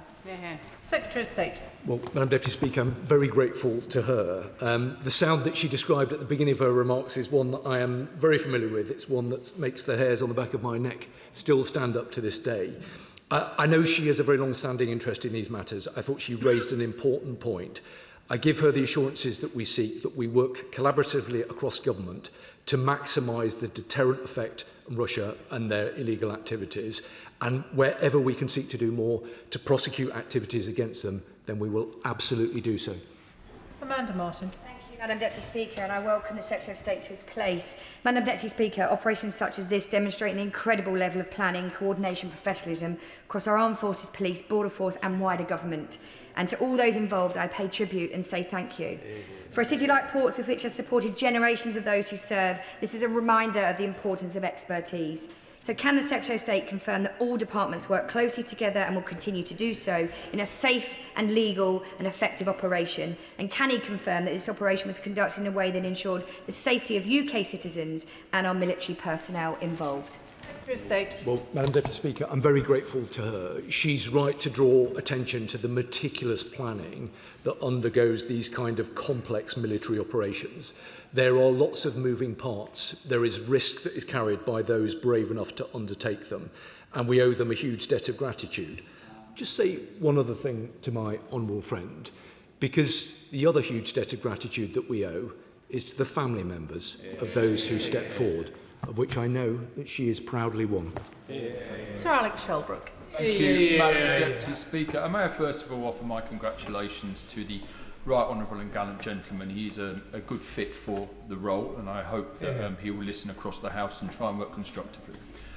It's in that spirit, Madam Deputy Speaker, that this was an incredible operation and was reliant on the Royal Navy and the Royal Marines. Earlier today I asked the Procurement Minister about whether the plans in place for the Type 26s, the Type 31s and indeed the Type 83s would remain as outlined. And I really am looking for an answer of yes or no to this, because there are shipyards who are really wondering whether they can keep the current workforce because they're relying on the DIP and it's not there. So may I just ask very directly to the Secretary of State, the plans are in place for ships for the Royal Navy, is that going to remain? Secretary of State. Madam Deputy Speaker, I'm genuinely grateful to the right honourable gentleman, because for many, many years he has spoken with real authority on these matters. I hope that he understands that at this particular moment, as we seek to ensure that the DIP does precisely what all of us, I think, want it to do, I'm not going to delve into the specifics of precisely what might be contained with it. But I hope that he will understand that this government is very clear that we will always back British shipbuilding. Clive Betts. Thank you, Madam Deputy Speaker. Could I congratulate my right honourable friend on his appointment and say I'm sure he's very well suited for the job that's at hand. But I'm sure he will understand if I also express my disappointment that his predecessor and my constituent neighbour felt he had to resign because of the inadequacy he saw it in the Defence Investment Plan. Could I say on this particular issue about the season of this tanker, could I again congratulate everyone involved? It's an important lesson, I think, to Putin that we are going to disrupt his war machine, but it's the first. Could he indicate this is something now we're looking to do more regularly to make sure that the many tankers that sail in these waters are in future not free to do so without the fear that our government may act against them? Secretary of State. Well, I'm very grateful to my honourable friend, and I absolutely share the sentiment that he expressed at the beginning of his question. I was anticipating that he might seek to draw reference to the hugely important industrial activity that takes place in and around his constituency in South Yorkshire. This department, this government believes very strongly that defence is an engine for growth, and I'm acutely aware of the economic opportunities that exist in his part of the world. He's right to reference the fact that this is the first type of activity of its kind. It will sow the seeds of doubt in our adversary's mind. I know that he will understand that I'm not going to speculate about what we might do in future, but the simple act of the Prime Minister's commitment back in March has had a very significant deterrent effect, as will the activities of yesterday morning.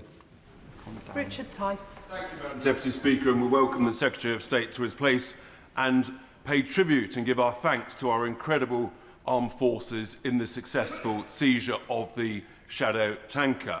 It was nice to see the Chancellor alongside the Secretary of State for the first half of this statement.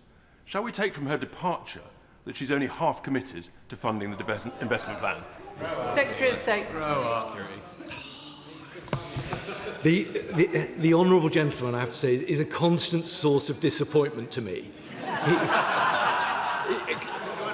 Not least because I believe he has the potential to be the statesperson of his party. It's a very low threshold. It would be very mean of me to say that it is a low bar, so I won't say that. But the honourable gentleman, I think is unfair on my right honourable friend. I think it's important that the Chancellor took the opportunity to be here. That was a demonstration of her commitment to this particular important piece of work, and I, for one, am very grateful for that. Sarah Smith. Thank you, Madam Deputy Speaker. While our brave servicemen and women were defending our national interests over the weekend, today it's been reported in the BBC that Russian state operatives were linked with arson attacks on our Prime Minister. Yeah. And just last week, Stephen Yaxi-Lenin was meeting with Errol Musk in Russia. Shameful. While the member for Great Yarmouth has said he would not block that same individual from joining his party. Does the Secretary of State agree with me that there is no greater threat to our national security, nor anything more unpatriotic than this dangerous rise in far-right politics across our country? Secretary of State. Well, I completely agree with my honourable friend. I think she makes a very important point. She referenced the abhorrent attacks that we've seen in recent times. I know that she won't expect me to get into the detail of all of that. But what I can say is, and I saw this very clearly in my previous role, that our counter-terrorism police, our operational partners in the security services, are extraordinarily dedicated in the work that we do. All of that is done in the shadows. We should be very grateful for their efforts. And I give her and the House an assurance that we take the threat that she describes incredibly seriously, and we will make sure that we always guard against it. Sir John Whittingdale. Thank you, Madam Deputy Speaker, and can I congratulate the Right Honourable Gentleman on his appointment and welcome the action in the Channel. However, he'll also be aware that last night saw one of the biggest attacks yet on civilian buildings and people in Kyiv, and included the damage to the historic cathedral there. He'll also be aware that dual-use technology is still going via third countries and arriving in Russia. And we heard today from a Russian speaker about washing machine microcircuits which were supposedly going to Kazakhstan being found in Russian missiles falling on Kyiv. Can he look again with his colleagues at what further action we can take to stop this technology being used to kill more people in Ukraine? State. Well, Madam Deputy Speaker, the Right Honourable Gentleman is absolutely right to draw attention to the horror of the continued attacks that we're seeing on civilians in Ukraine. It is beyond abhorrent. And we must continue to remind ourselves of the totally reckless nature of Putin's illegal war. And that's why, as a government, we have an absolute responsibility to use all means at our disposal to make it as practically difficult for Russia as we possibly can. I'm extremely grateful to the efforts of the ministers who are sat alongside me in the work that they do to combat that particular threat. I know that they all take it incredibly seriously, and I look forward to working very closely with them in that endeavour. Chris Webb. Thank you, Madam Deputy Speaker. And can I warmly welcome the Secretary of State to his place? I know he's a man of integrity and decency. I've gladly known him for over 15 years, and I really wish him the best of luck in his new role. I also join him in paying tribute to the men and women who organised and conducted this operation. They are the best of the best, the bravest of the brave, and we all thank them across this House and beyond. But international cooperation is also hugely important in tackling the Russian shadow fleet. So can the Secretary of State confirm that we are working closely with our allies to take every opportunity to degrade their war effort? Well, I'm very grateful to my honourable friend, who I have known for a very, very long time. I know that he proudly represents a constituency with a long track record of sending young men and women off to serve in our armed forces, and he is a great champion of them and all of those who serve. He's completely right to raise the important point about international cooperation. I've spent much of the weekend talking with allies, and I will be heading to Brussels on Wednesday in order to co-chair the Ukraine contact group with my German counterpart. I also know that my Foreign Office colleague who's joined me on the front bench works tirelessly on these matters to make sure that we collaborate as closely with our international partners to tighten the screw on Russia. Brendan O'Hara. Madam Deputy Speaker, and I congratulate the Right Honourable Gentleman on his appointment, and I too pay credit to the Royal Marines on a job well done, and of course welcome anything that helps our allies in Ukraine fighting for their freedom. Of course, decisive action against the Russian shadow fleet could and should have been taken much earlier, and I don't think I'm being overly cynical in suggesting there may be a link between the Prime Minister finally sanctioning this operation and the disintegration that we witnessed at the MOD last week. Given that disintegration was entirely due to the failure of the Treasury to adequately fund our conventional forces, does he share my fear that the seizing of unarmed merchant shipping could soon become the limit of the Royal Navy's surface capability? Secretary of State. Well, Madam Deputy Speaker, let me join with him in paying warm tribute to the Royal Marines. I should probably confess that I haven't spent all of my adult life paying tribute to the Royal Marines, but I'm very proud to be able to do so now. In terms of his second point, let me just say to him, there is no link. Blair Anderson. Thank you, Madam Deputy Speaker. I will join all honourable members and the Secretary of State in paying tribute to the Royal Marines, as we are very proud to host the Royal Marine Reserves in my constituency. I welcome the Secretary of State to his place, and I really welcome his assurance that we have not missed a beat in our support for Ukraine. I've been to Ukraine with many honourable members in the chamber tonight, and we know how much the bombs of last night and the attacks of last night on Kyiv will have frightened the people of Ukraine, but how steadfastly supportive they remain. And these deeds are more important than any words that we can say. Can I please urge the Secretary of State and his Cabinet colleagues to maintain this posture, to keep up the action and exploit future opportunities to continue to degrade Putin's war machine so that this illegal war in Ukraine will come to an end? Well, I'm very grateful to her on both counts, not least because initially she raised the Royal Marine Reserves. And I think it's very important that we pay tribute to all of those who serve in the reserves. I'm constantly inspired by those who are able to balance civilian life, family life and service life, and we owe them a huge debt of gratitude. In terms of her substantive point, I absolutely give her the assurances that she seeks. That is why, as I say, I've spent much of the weekend talking to allies, and that's why on Thursday I will be in Brussels to co-chair the next meeting of the Ukraine Defence Contract Group, so that working with our partners we can make sure that Ukraine's forces get the support that they need to fight Putin's war machine. Alicia Kearns. Thank you, Madam Deputy Speaker. Can I welcome the honourable and gallant member to his place and thank the Royal Marines, Navy and National Crime Agency for their work over this weekend. It is very important, we do need to see more initiatives on this basis. But can the Secretary of State give a very specific cost to the House for the cost of maintaining and ultimately decommissioning this ship? Because the Secretary of State wasn't willing to tell us whether or not the seized oil will pay for that. And this will run into the millions, so the Minister will know the exact costs so that the House can work out where that funding is going to come from. Well, I'm grateful to her and genuinely sorry that she won't be shadowing me anymore. But I know that she will continue to provide constructive contributions in the way that she has. The figure that she seeks doesn't sit within my department. It will sit within, I think, the Department for Transport. I'll correct the record if I've got that wrong. But I hope she understands that there's been very close collaboration across government with different government departments. There was a huge amount of planning that went into launching this operation. It was a truly joined-up approach across government with important contributions made by the Department for Transport, but also the Department of DBT as well. Chris Bloor. Thank you, Madam Deputy Speaker, and can I congratulate my honourable and gallant friend on his new role. In and out of uniform, he has dedicated his life to this country, and we're grateful to sit behind him. Can I also pay tribute to the brave men and women that executed the operation over the weekend with the utmost skill. It's clear the operation at the weekend required multiple stakeholders and international cooperation to deliver an excellent result. On that international cooperation, can I ask the new Secretary of State if this is the start of a more aggressive attitude to that shadow fleet in British waters that is conducting an illegal trade to fund an illegal war? Secretary of State.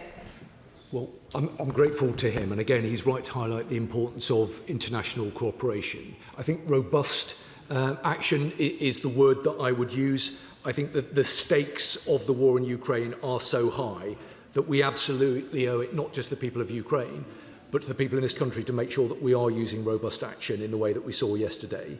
He's right also to make the point about the amount of preparation and the planning that goes into these activities.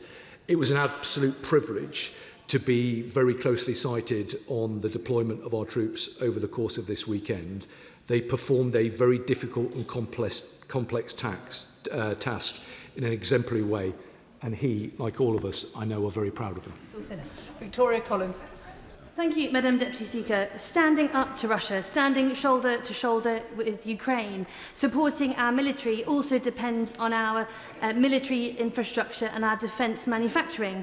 And yet today, a round table of advanced manufacturers and across the whole supply chain were raising very loud alarm bells about the impact of steel tariffs, especially on category 14 and 17, with the looming deadline of the 1st of July. So would the Minister speak with his colleagues, I see, especially from the Department of Business and Trade, to ensure that actually these tariffs don't have an inadvertent impact on our defence capabilities, especially at such an important time? Secretary of State. Madam Deputy Speaker, I think the Honourable Lady raises a very important point. I've already taken the opportunity to engage with colleagues in industry, and my honourable friend from the Department for Business and Trade said that he'd be very happy to meet with the Honourable Lady. Molly Billington. Thank you, Madam Deputy Speaker. My constituency is Thanet is a maritime community, particularly in Ramsgate, and the awareness of the importance of safety and security at sea resonates across our community. This ship appears to have been operating under the flag of Cameroon, a flag of convenience that is used by Shadow Fleet to avoid being properly policed. What efforts are being made by the UK government, either independently or with its allies, or through international channels, to deter flagging states from offering stateless ships the cover of apparent respectability and lawfulness? Secretary of State. Well, I'm grateful to her, and she's absolutely right to raise the point about the importance of safety and security of those at sea.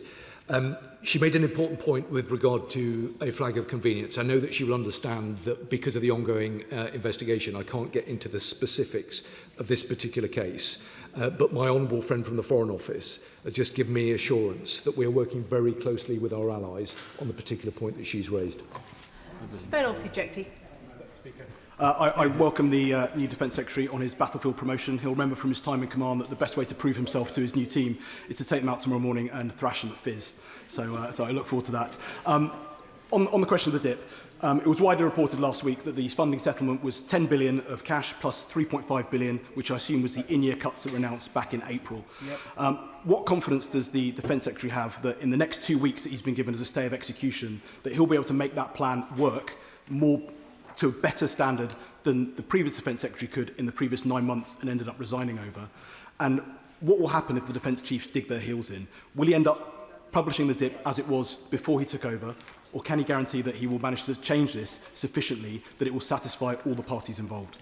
Secretary of State.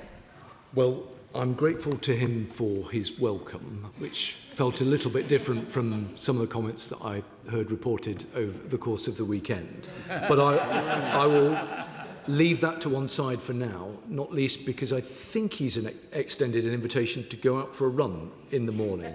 He seems to be backtracking for that invitation, Madam Deputy Speaker. I understand why the Honourable Gentleman raises the point in the way that he does. I hope that he will understand my determination to make progress. I know that he will understand that I have had a limited amount of time available to get into the detail of all of this. That is my absolute priority. That is what I will be returning to the department to do very shortly. I hope he'll just give us a little bit of time, and in the end it'll be for him to take a view about where we get to with this. Mark Sewards. Thank you, Madam Deputy Speaker. Can I genuinely welcome the Secretary of State to his place? And can I also commend the Royal Marines, the National Crime Agency, the personnel from the RAF and all the others for conducting their work this weekend. Clearly, this isn't the end we will see of the Russian shadow fleet. There are reports that 2 more ships are sailing our way, sanctioned by the US, the EU, Canada, but not by the UK. Now, I am aware that he can't comment on future sanctions, but can he tell us that he'll work extremely closely with our allies on sanctions alignment to close any loopholes that Putin might seek to take advantage of?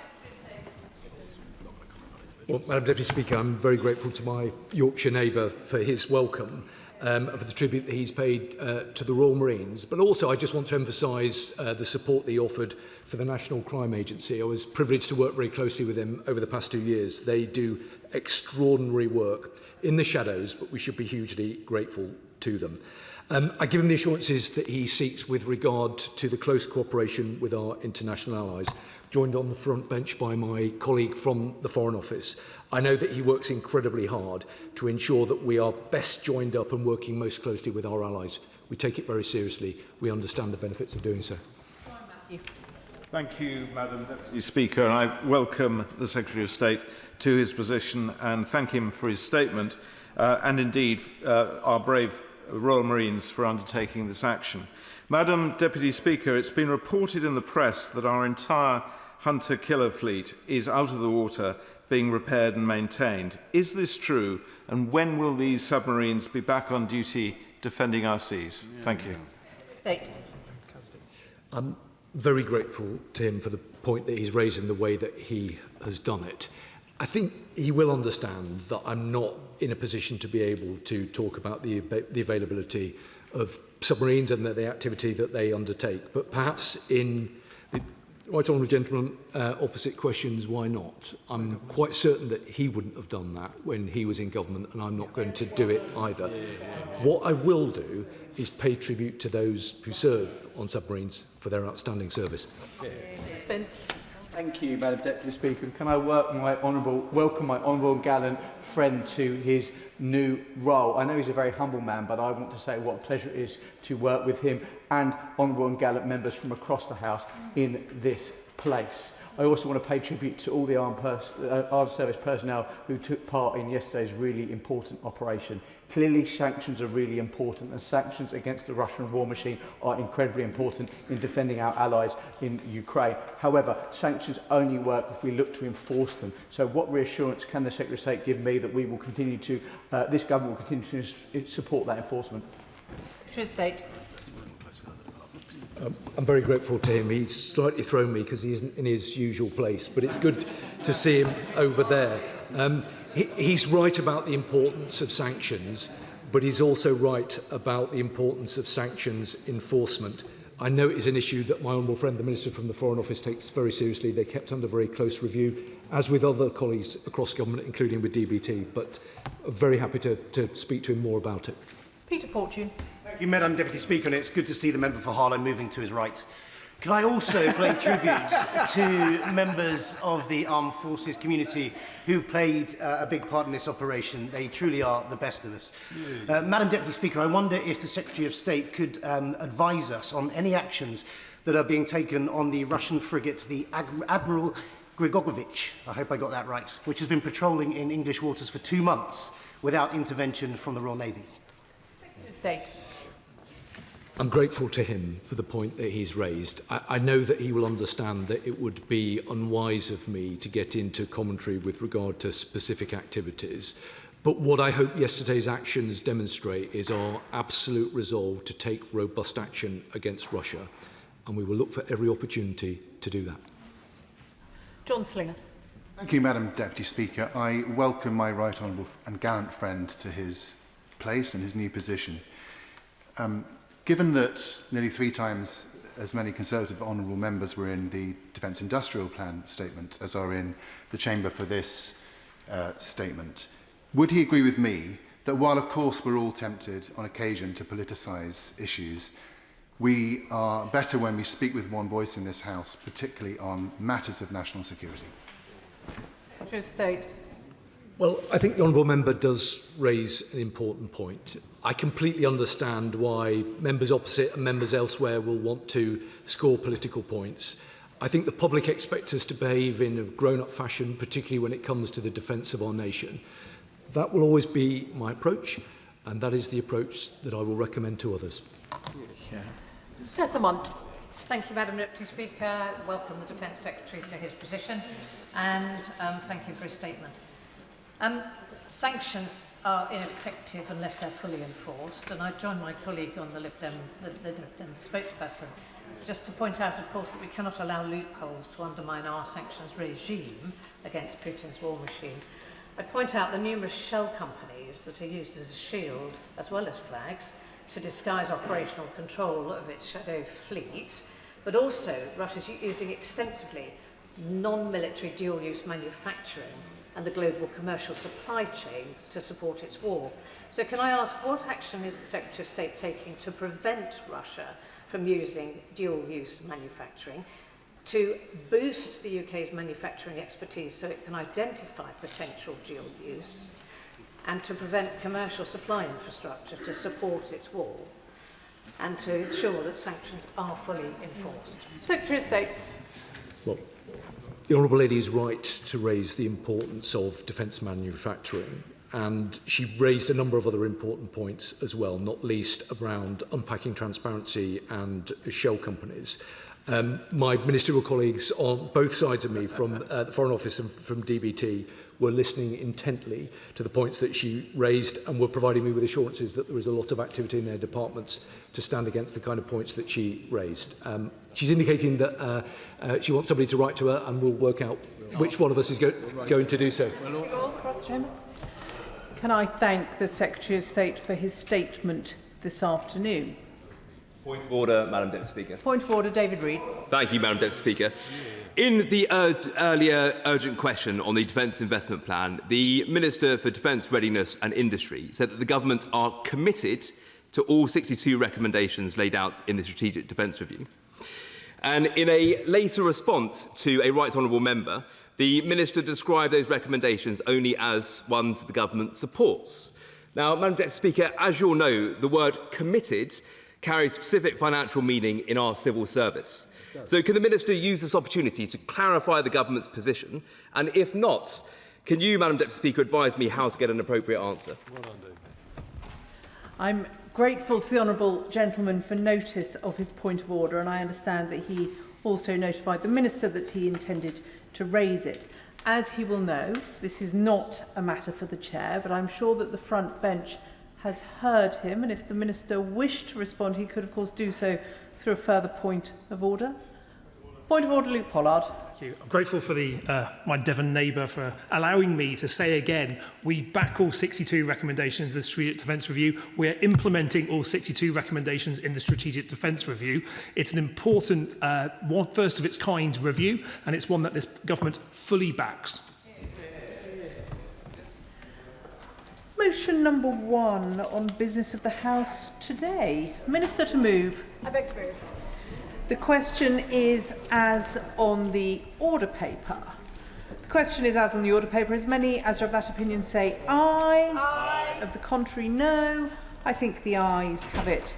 The ayes have it. Eve. Eve. Royal Albert Hall Bill, Lords. Revival. Now. Sir John Whittingdale. Thank you, Madam Deputy Speaker, and I am pleased to support the revival motion being tabled this afternoon. It is about 8 months since I moved the second reading of the bill. No, I'm sorry, it's about 11 months since I moved the second reading of the bill last year. The bill at that stage had already completed its passage through the House of Lords, and it was given a second reading without opposition. It then went into the Committee on Unopposed Private Bills, and the panel met in March of this year under the chairmanship of the Chairman of Ways and Means, and the committee approved the bill, subject to an undertaking given by the Royal Albert Hall, which I will come back to. Now, I don't want to repeat all of my speech that I made at second reading, but I do want to set out once again why the bill is so necessary and is so beneficial, not just to the Royal Albert Hall, but to the many people who enjoy performances there. The Royal Albert Hall is one of our most important cultural institutions. There can be few people in this chamber, indeed in the country, who have not enjoyed performances either live or broadcast from the hall, including obviously the last night of the Proms, the Festival of Remembrance, Cirque du Soleil, and indeed tonight, Elvis Costello. I should declare that I served as a trustee of the Royal Albert Hall, appointed by the Secretary of State for Culture, Media and Sport from 2018 to 2020. I was one of 5 independent trustees, and I also sat on the Conflicts Committee, which is an extremely important part of the management of the hall, to which I will return. As a result of that, I gained a good understanding of the way in which the hall operates, and I saw how the council works to fulfil the charitable purposes of the hall. The hall has operated successfully for 150 years, and to explain why this bill is